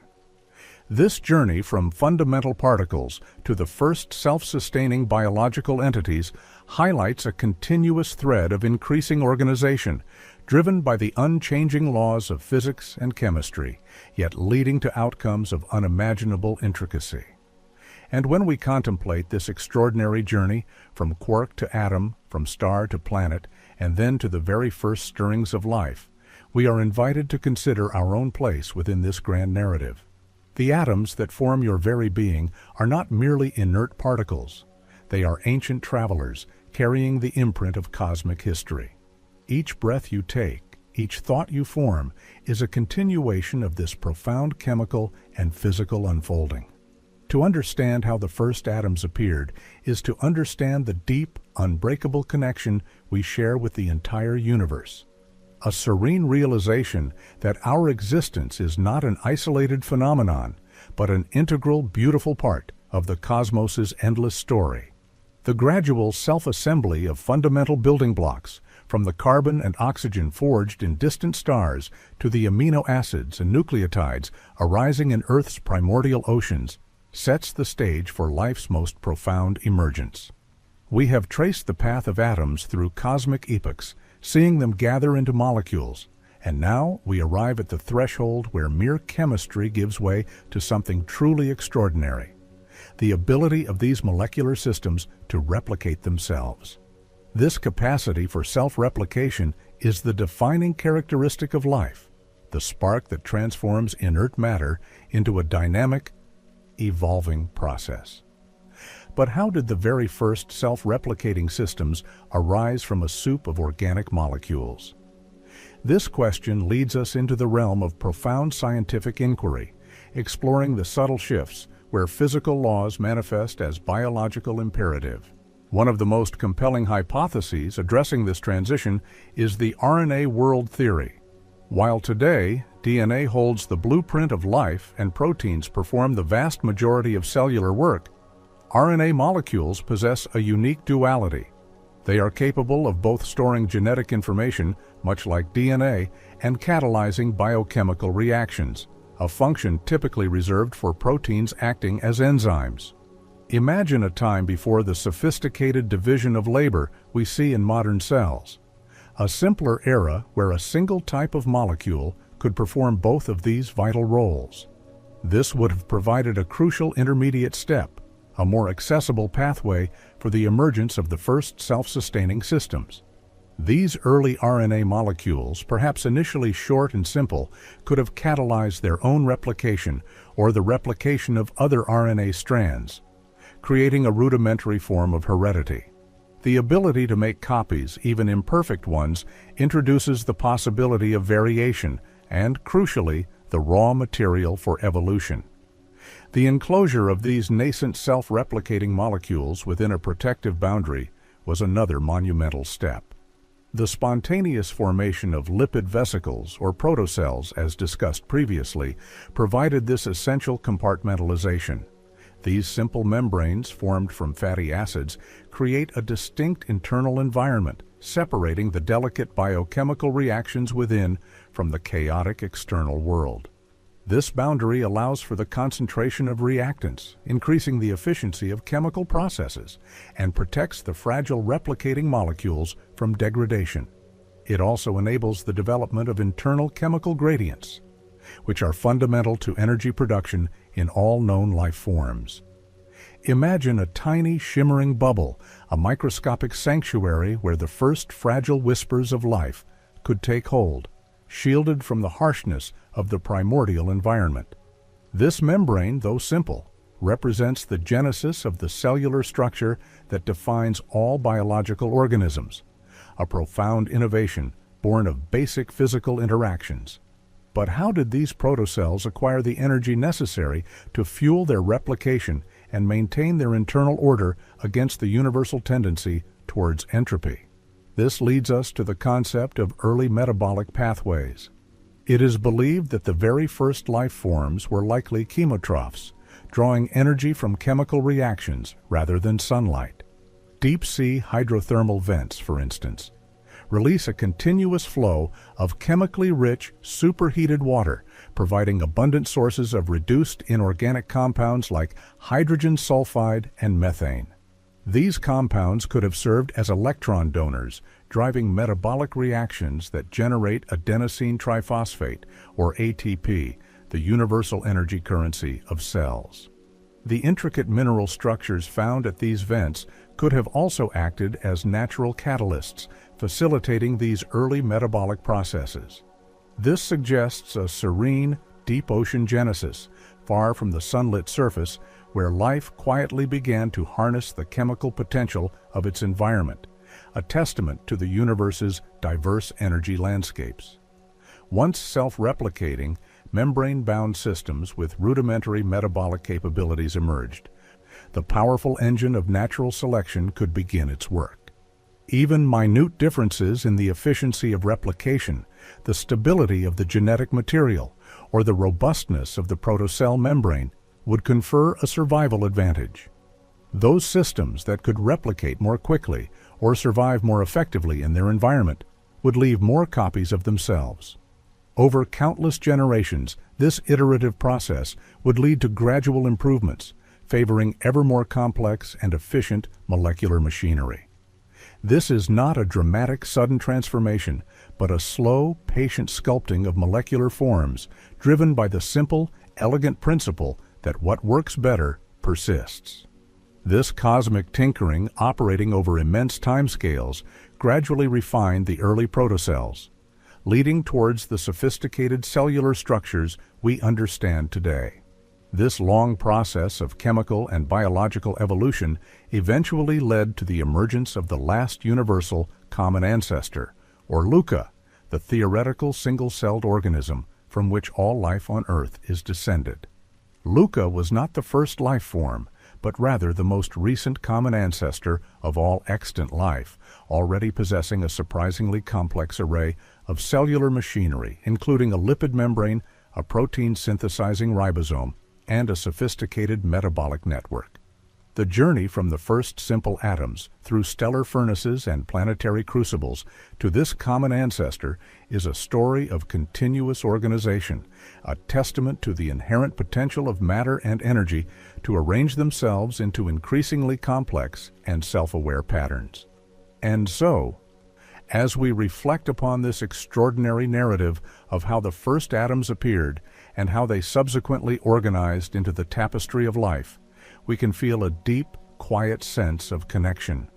Every cell in your body, every molecule that makes you, is a direct descendant of these ancient processes.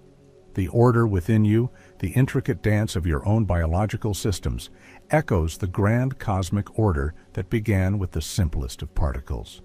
May these deep thoughts about the genesis of atoms and the emergence of life carry you into a world of tranquil sleep. Remember that the universe is amazing, and you are a part of it, a living, breathing chapter in its endless story. Fall asleep with this feeling of serenity and endless knowledge. Good night. Having witnessed the profound emergence of the last universal common ancestor, a humble yet immensely significant protocell born of cosmic dust and primordial chemistry, We now turn our gaze to the subsequent, equally astonishing chapters of atomic evolution. These early cellular entities, composed of the very first atoms that formed in the universe, began a journey of diversification and transformation that would fundamentally reshape our planet and pave the way for all complex life. The atoms, having found their initial organizational principle in self-replicating systems, were now poised to participate in an even grander, more intricate dance of biological complexity. One of the most pivotal innovations in this early biological history, profoundly impacting the global atomic cycles, was the evolution of photosynthesis. Early life forms, for millions of years, relied on chemical energy sources or consumed existing organic molecules. But with the advent of photosynthetic organisms, such as cyanobacteria, a revolutionary new pathway for energy acquisition opened.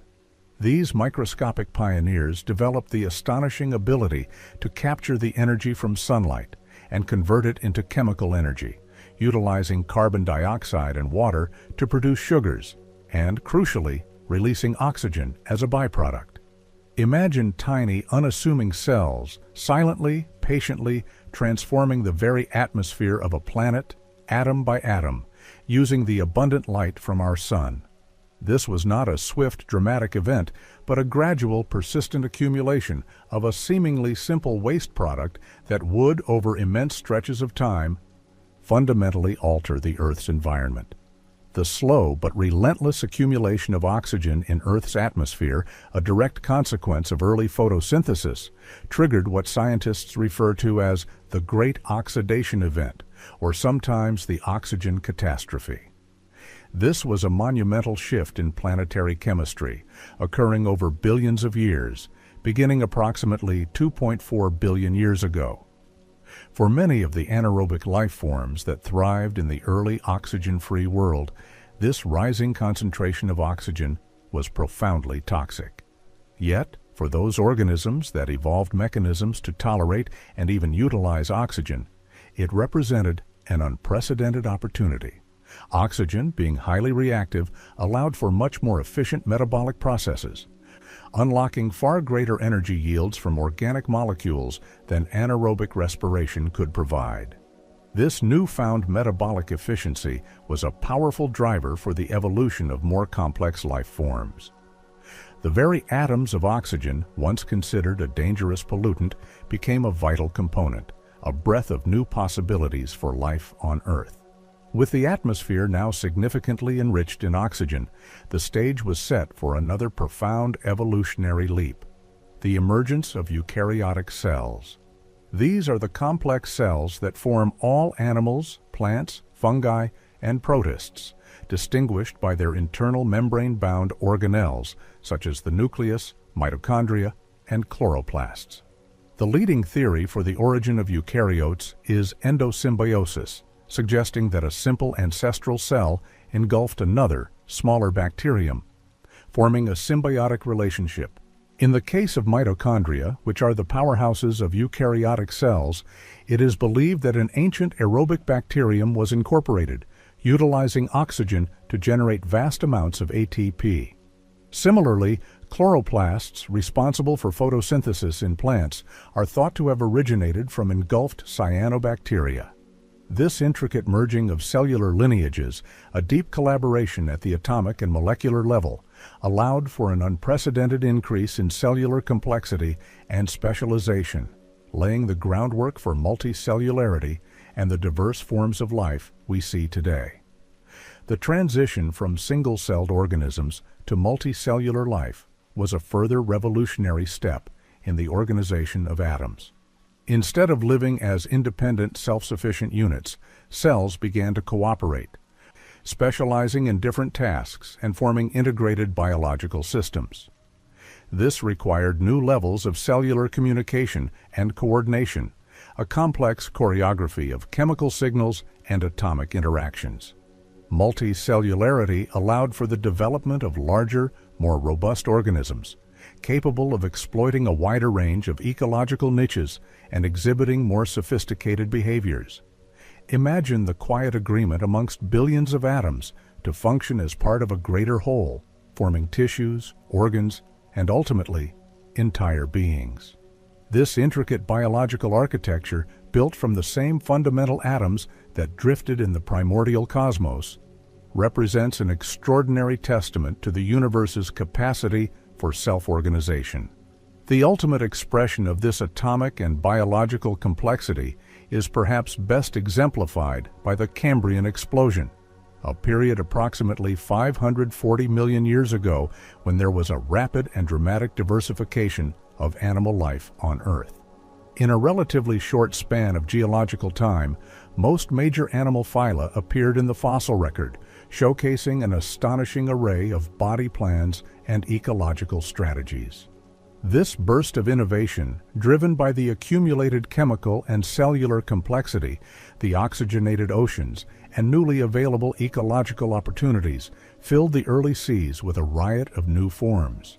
From the simple elements forged in stars to the complex molecules on early Earth.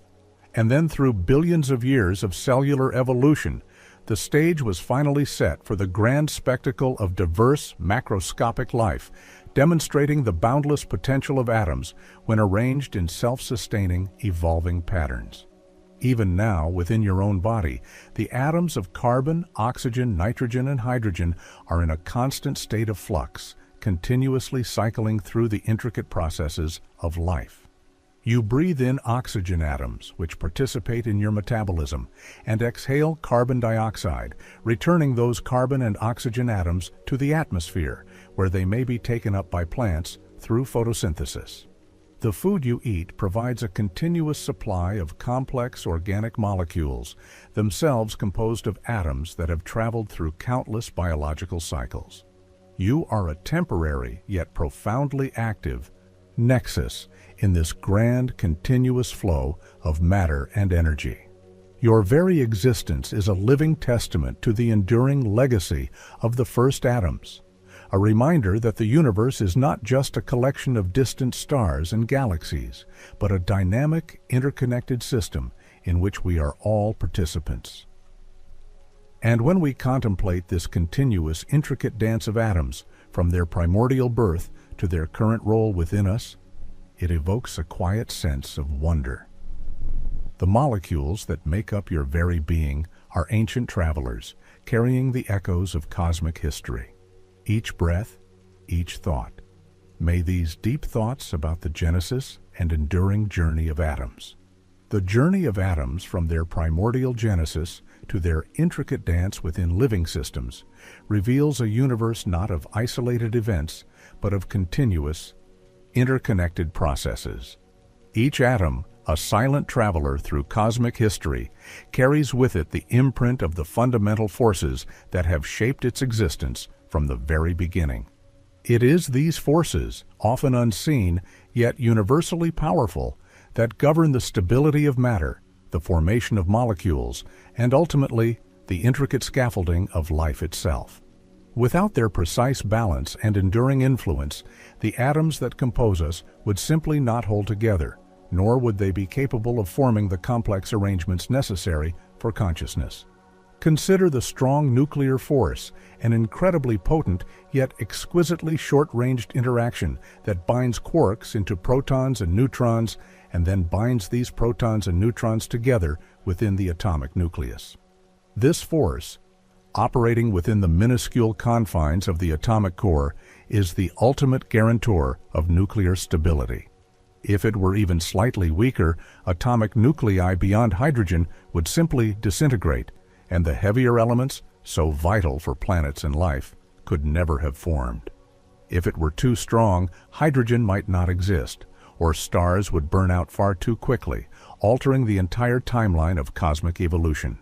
Its delicate calibration allowed for the era of Big Bang nucleosynthesis to proceed, forging the first helium and lithium, and later for stars to sustain their fusion reactions, creating all the other elements. We owe our very existence to the precise tuning of this fundamental interaction, a force that silently, powerfully holds the heart of every atom in your body. Then there is the electromagnetic force, a force of immense reach and profound consequence, responsible for all chemical interactions. It dictates how electrons orbit atomic nuclei, forming the electron shells that define an atom's chemical properties. It is the electromagnetic force that enables atoms to bond together into molecules, to form the intricate structures of water, proteins, and deoxyribonucleic acid. When you touch a surface, when light falls upon your eyes, when the electrical impulses traverse your neural networks, it is the electromagnetic force at play. It is the silent architect of all chemistry, the invisible hand that crafts the vast diversity of compounds from a relatively small palette of elements. Without its specific strength, electrons would either fly away from nuclei or collapse into them, preventing the formation of stable atoms and molecules altogether. Our entire biological reality, the very sensations of touch and sight, the complex processes of thought, are all intricate manifestations of this universal electromagnetic dance. The weak nuclear force, though less directly apparent in our macroscopic world, is no less crucial. It governs processes of radioactive decay and plays a vital role in stellar nucleosynthesis, particularly in the fusion of hydrogen into helium within stars like our Sun. It is responsible for certain types of particle transformations, allowing elements to transmute, contributing to the energy generation in stars and the creation of isotopes. While its influence is subtle, its role in the long-term energy output of stars ensures that they shine for billions of years, providing the stable environments and continuous energy flow necessary for life to emerge and flourish on orbiting planets. This quiet, transformative force, operating deep within stellar cores, is another essential thread in the cosmic tapestry that allows for our existence. And finally, gravity, the most familiar yet perhaps most mysterious of the fundamental forces.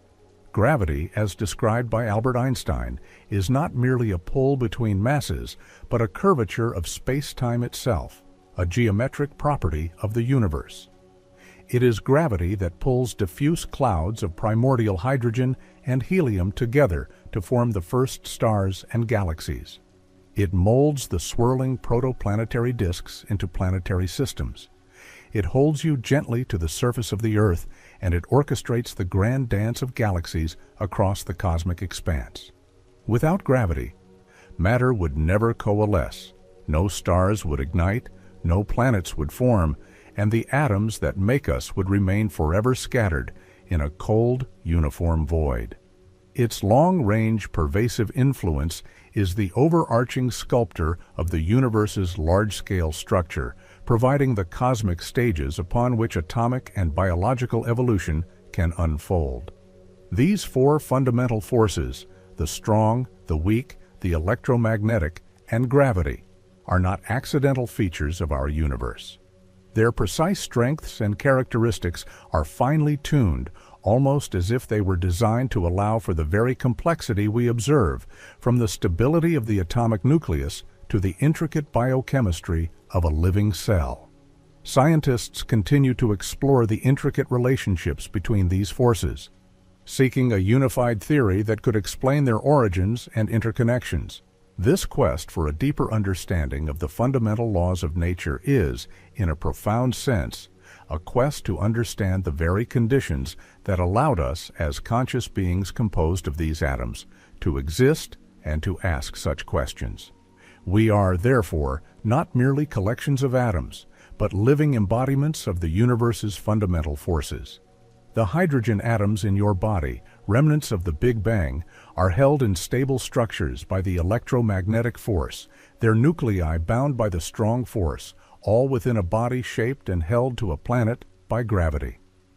This deep, unbreakable connection to the fundamental laws of the cosmos is a source of profound wonder and tranquility. It suggests that our existence is not separate from the universe, but an integral, elegant expression of its deepest principles.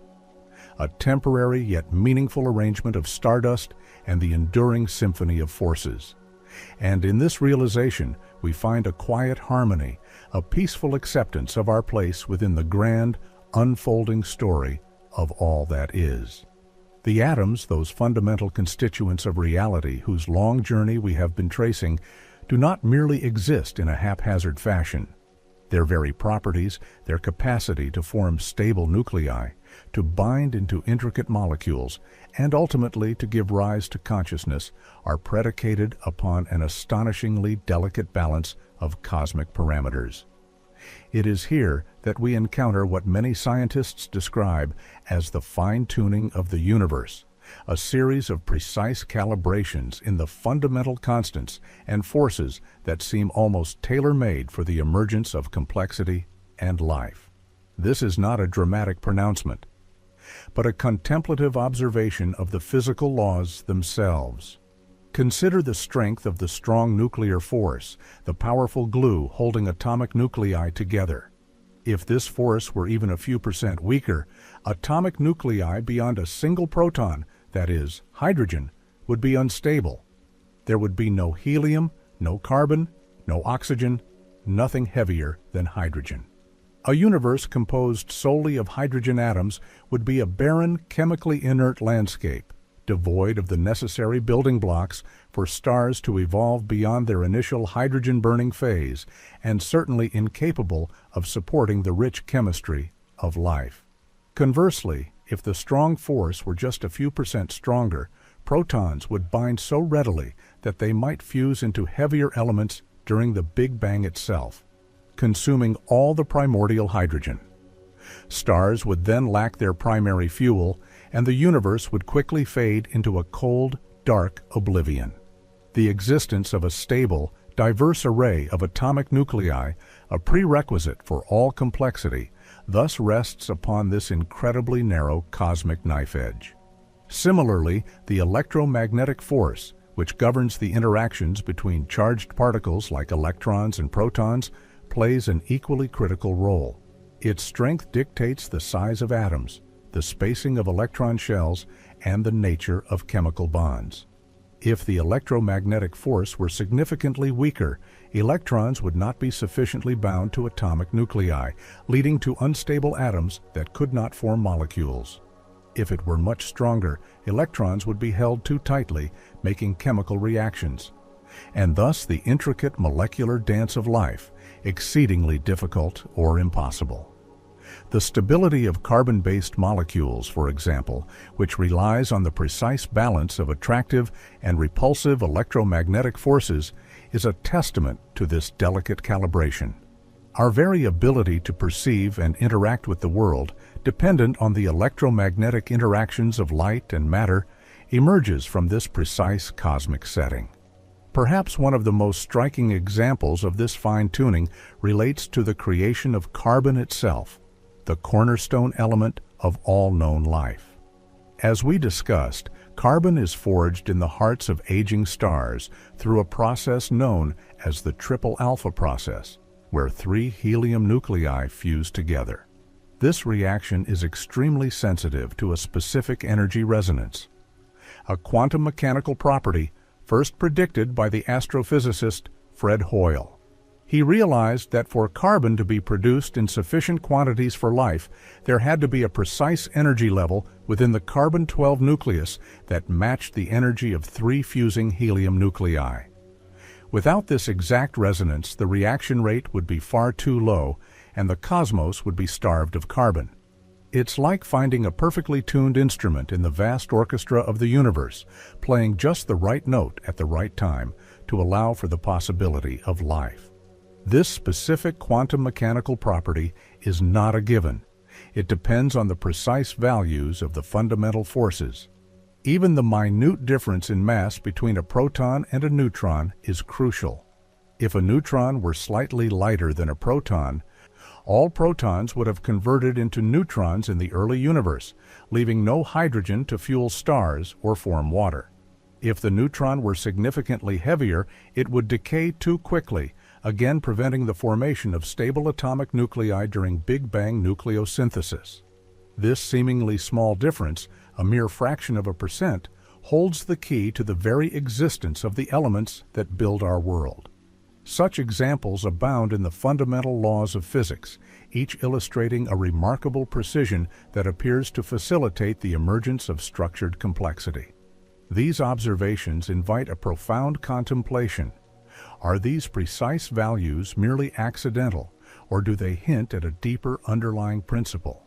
This is where the concept of the anthropic principle gently enters our thoughts, not as a definitive answer, but as a framework for reflection. It suggests that the universe's fundamental constants must be precisely as they are, because if they were otherwise, we, as conscious observers, would not exist to measure them. It is a way of acknowledging the remarkable coincidence of our existence, a quiet wonder at the universe's inherent capacity to produce conditions capable of supporting life. The very fact that we, collections of these ancient atoms, are capable of pondering such questions, of tracing our lineage back to the Big Bang and the hearts of stars, is itself a profound outcome of this cosmic precision. Our consciousness, our ability to understand and appreciate the universe's intricate workings, is a direct manifestation of the finely tuned fundamental laws and constants that allowed the first atoms to appear and then to evolve into sentient beings. In this realization, there is a deep, tranquil harmony. We are not merely observers of a finely tuned universe. We are, in a profound sense, the living, breathing evidence of its remarkable calibration, a fleeting yet exquisite pattern woven from the very fabric of existence, capable of reflecting upon its own origins. The universe, with its exquisitely fine-tuned fundamental forces and constants, is not merely a static stage upon which events unfold, but a dynamic, evolving system, inherently capable of generating increasing levels of complexity. The atoms, whose origins we have traced from the primordial plasma to the heart of stars, are the fundamental players in this cosmic drama. Their interactions, governed by the precise balance of forces we discussed, allow for the emergence of structures that can not only exist, but can also store, process, and even create information. This capacity for information is a cornerstone of the universe's unfolding narrative, bridging the gap between inert matter and the living, thinking beings we are. Imagine the intricate patterns of electrons orbiting a nucleus, each atom a miniature code, its identity defined by the number of protons it contains. When these atoms bond into molecules, the complexity multiplies, forming vast libraries of chemical information. In biological systems, this information becomes profoundly organized. The elegant double helix of deoxyribonucleic acid, or DNA, is a prime example, a molecular archive, built from atoms of carbon, hydrogen, oxygen, nitrogen, and phosphorus, encoding the instructions for building and maintaining an entire organism. Each nucleotide base, a specific arrangement of these atoms, represents a letter in the genetic alphabet, and their sequence forms the vast, intricate sentences of life. This is not simply chemistry, it is information made manifest in matter, a silent. This emergence of order and information might seem to contradict the universal tendency towards increasing entropy, the slow march towards greater disorder that defines the cosmos. Yet, this is one of the most beautiful paradoxes of our universe. While the universe as a whole is indeed moving towards a state of maximum entropy, locally in pockets like our Earth, intricate structures can arise and sustain themselves by drawing in energy and radiating away waste heat, effectively increasing the entropy of their surroundings. Stars, for instance, are massive engines of entropy production, converting hydrogen into helium and radiating vast amounts of energy into space, while simultaneously creating conditions for local order to emerge on orbiting planets. Life in this cosmic perspective is a remarkable temporary eddy in the river of entropy, a complex arrangement of atoms that, for a time, manages to maintain and even increase its internal order by contributing to the greater disorder of the universe. The story of the first atoms, therefore, is not merely a tale of creation, but a continuous epic of transformation and recycling. The atoms that form your body today are not static entities. They are constantly being exchanged with your environment. The oxygen you inhale, the food you consume, the water you drink, all are ceaselessly replenishing and rearranging the atomic constituents of your being. Every carbon atom in your skin, every nitrogen atom in your proteins, every calcium ion in your bones has been on an unimaginable journey passing through countless stars, nebulae, planets, and perhaps even other living organisms before becoming a part of you. You are a dynamic, ever-changing pattern, a temporary constellation of ancient stardust, constantly interacting with the vast atomic reservoir of the Earth and the cosmos beyond. This constant recycling highlights a deep interconnectedness, a profound unity between all forms of matter and energy in the universe. The elements that make up the distant stars are the same elements that compose the dust motes in your home, the water in your oceans, and the very cells of your body. There is no fundamental separation, only different arrangements and histories. The atoms are the enduring threads, weaving together the entire tapestry of existence, from the smallest quantum fluctuations to the largest galactic superclusters. This understanding can bring a quiet sense of belonging, a tranquil awareness that your personal story is inextricably linked to the grand, ongoing narrative of the cosmos, a narrative written in the language of atoms and forces. As we look to the distant future, the journey of these atoms continues, long after the stars have faded and the galaxies have dispersed. In the unimaginably vast timescales of the deep future, even black holes are predicted to evaporate through Hawking radiation, slowly returning their constituent particles to the cosmic void. Protons themselves may eventually decay, leaving behind only fundamental leptons and photons. The universe, in its ultimate heat death, might become a cold, dark, incredibly dilute expanse of elementary particles, drifting ever further apart. Yet, even in that distant, silent epoch, the fundamental atoms and their constituent particles will persist, albeit in a highly dispersed and quiescent state, awaiting whatever new configurations or cosmic chapters may unfold in the endless dance of existence. And in this profound contemplation of atomic origins and destiny, we find a unique perspective on our own fleeting yet meaningful presence. We are a brief conscious arrangement of these ancient atoms, capable of understanding and appreciating the immense journey they have undertaken. May these deep thoughts about the persistent, evolving story of atoms, from their first appearance to their enduring role in the universe's grand design, a fleeting yet exquisite pattern of stardust, the profound narrative of atomic origins from the Big Bang's fiery embrace to the intricate dance of life's molecules, is not merely a theoretical construct. It is a story continuously whispered to us across the vastness of space and time, deciphered through the diligent observations of science.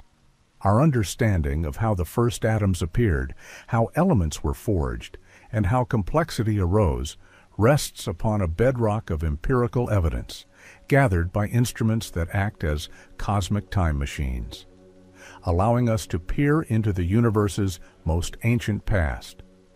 One of the most compelling pieces of this evidence is the cosmic microwave background, or CMB, that ancient light we spoke of earlier. This faint, uniform glow, bathing the entire sky, is not just a relic. It is a direct photograph of the universe when it was a mere 380,000 years old, just after the first neutral atoms formed during recombination.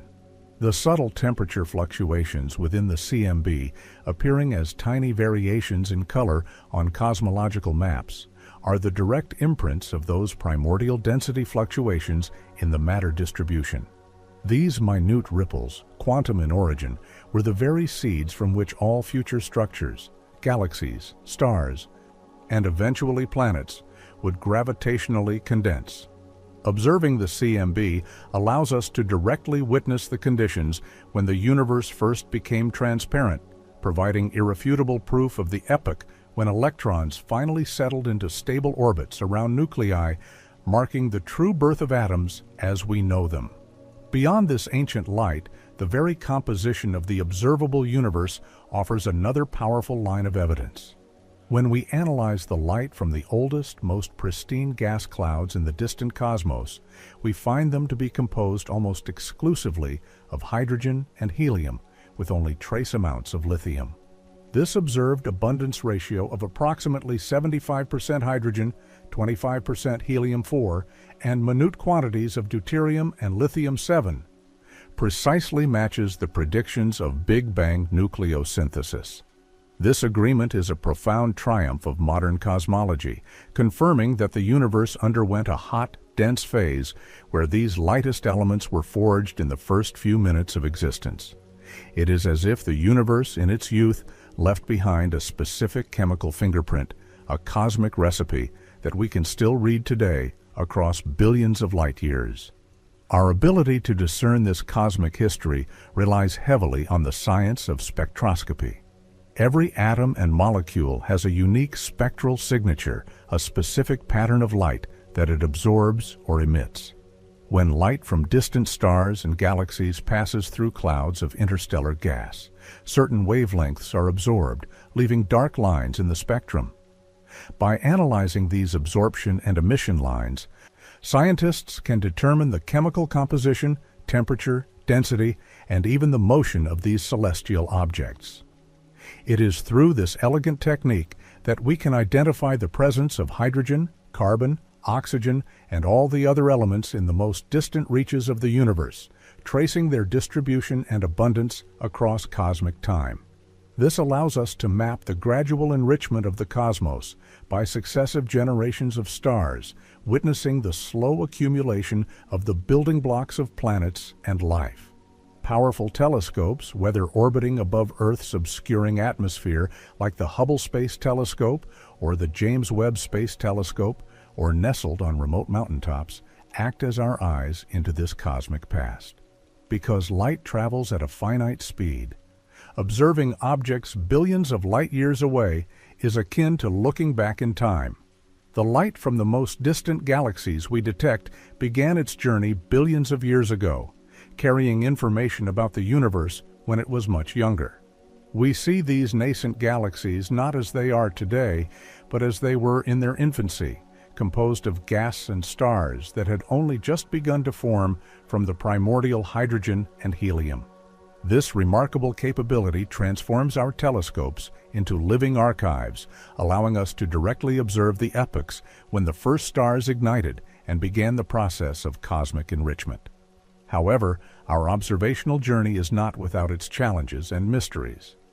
While we can confidently trace the path of ordinary matter, the visible universe, composed of atoms, constitutes only a small fraction, approximately 5% of the total mass energy content of the cosmos. The vast majority remains shrouded in mystery in the forms of dark matter and dark energy. Dark matter, an invisible substance that interacts gravitationally but not with light, played a crucial role in the gravitational clumping of the first atoms, providing the scaffolding around which the first galaxies formed. Dark energy, the enigmatic force accelerating the universe's expansion, further complicates our understanding of the cosmic future. These unseen components remind us that even with our advanced instruments, our understanding of atomic origins is part of a larger, still unfolding cosmic puzzle.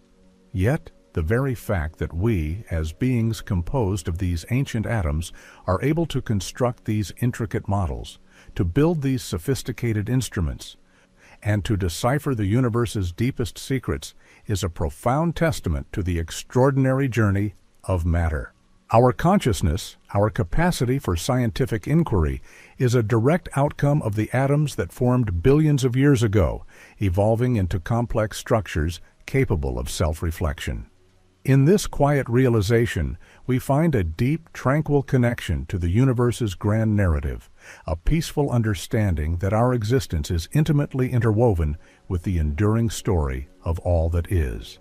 We are the universe, observing itself, a fleeting yet exquisite pattern of stardust, capable of asking, and slowly, patiently, answering its own questions.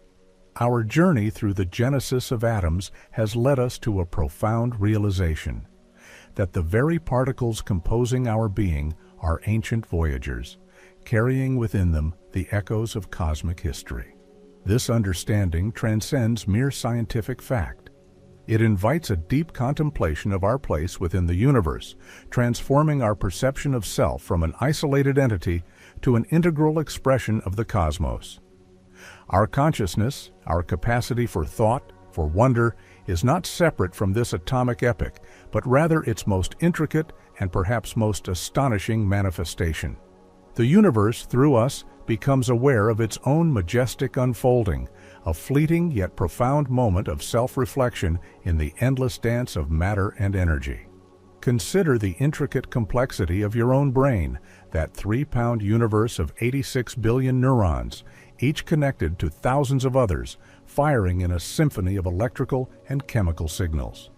Every memory, every emotion, every abstract thought, every dream that flits through your mind in the quiet hours of the night, is an emergent property of these billions upon billions of atomic interactions. These atoms, originally forged in the Big Bang or in the fiery hearts of long-dead stars, have traveled billions of years to arrive at this precise configuration, momentarily arranged into a system capable of self-awareness. This incredible feat of organization, maintaining a delicate balance against the universal pull of entropy, underscores the remarkable potential inherent in the fundamental laws of physics. It is a testament to the universe's capacity to create not just structure, but also meaning. The atoms, while enduring, are constantly in motion, continuously cycling through the vast reservoirs of our planet. The oxygen atoms you draw into your lungs with each calming breath were once part of ancient oceans, or perhaps exhaled by primeval forests, or even contained within the rock formations beneath our feet. The carbon atoms that form the very backbone of your organic molecules are continuously exchanged, returning to the atmosphere as carbon dioxide, where they might be reabsorbed by a growing plant, beginning a new phase of their endless journey. You are, in essence, a temporary, exquisitely complex pattern of these circulating atoms, a fleeting yet vibrant eddy in the grand river of cosmic matter. This constant exchange highlights a deep, unbreakable connection to the entire planetary ecosystem, and by extension, to the wider universe. Your physical form is a dynamic equilibrium, a transient arrangement of ancient travelers. Even as these individual atoms persist, the forms they create, stars, planets, and living beings, are inherently ephemeral. Our Sun, a star of the second or third generation, will eventually exhaust its nuclear fuel, swelling into a red giant that may engulf Earth before gently shedding its outer layers to become a white dwarf. Our planet, too, will face its ultimate transformation. Yet, the atoms that compose them will not be destroyed. They will merely be dispersed, scattered back into the interstellar medium, ready to participate in new cycles of star and planet formation, perhaps in another galaxy, billions of years hence. This cosmic recycling is a constant, quiet affirmation of the conservation of matter and energy, a serene promise of continuity beyond individual forms. What appears as an ending for one structure is merely a new beginning for its constituent atoms, a rebirth in the eternal cosmic dance. This profound understanding that we are made of the same stardust that forms distant nebulae and the hearts of galaxies can evoke a deep sense of calm and interconnectedness. It dissolves the artificial boundaries we often perceive between ourselves and the vast cosmos, revealing a seamless unity. Our existence is not an anomaly, but a natural, albeit rare and precious outcome of the universe's fundamental properties and its long, patient history. To grasp how the first atoms came to be and how they subsequently evolved into everything around us, feel a tranquil belonging within rooted in something far larger and more enduring than our individual lives, a quiet awareness of being woven into the very fabric of existence. In the quiet of this moment, as you allow these thoughts to settle, reflect on the enduring nature of the atoms within you. They have witnessed the birth of the universe, the formation of stars, the creation of planets, and the slow, miraculous emergence of life. They are the silent, eternal storytellers, carrying billions of years of cosmic history within their very structure. And now, for a brief, precious moment, they are arranged into you, a being capable of contemplating their journey. This awareness can bring a profound sense of peace, a tranquil acceptance of our transient yet significant role in the universe's ongoing story. As we gently draw our intellectual journey to a close, having traced the incredible odyssey of atoms from the fiery birth of the universe to their intricate dance within our very being, we are left with a profound sense of wonder and interconnectedness. Each atom in your body, a silent traveler through billions of years of cosmic history, has witnessed epochs of unimaginable transformation, from the undifferentiated plasma of the early cosmos, to the blazing hearts of ancient stars, to the swirling nebulae and protoplanetary disks, and eventually to the vibrant crucible of early Earth, where life first stirred. This grand narrative reveals that you are not merely an inhabitant of the universe, but an integral, living tapestry woven from its most fundamental threads. The hydrogen atoms that formed in the Big Bang, the carbon and oxygen forged in the explosive deaths of colossal stars, the intricate molecules that self-assembled in primordial oceans, all have converged through an astonishing series of finely tuned physical laws and chance events to create the unique pattern that is you, your consciousness. Your very capacity to ponder these deep mysteries is perhaps the universe's most exquisite act of self-reflection, a fleeting moment where cosmic matter awakens to its own story. In this quiet understanding, we find a serene harmony. The boundaries between ourselves and the distant cosmos soften, replaced by a sense of profound unity. Every breath connects you to the ancient processes of stellar alchemy and planetary evolution. Every thought is a testament to the enduring power of fundamental forces arranging matter into patterns of astonishing complexity.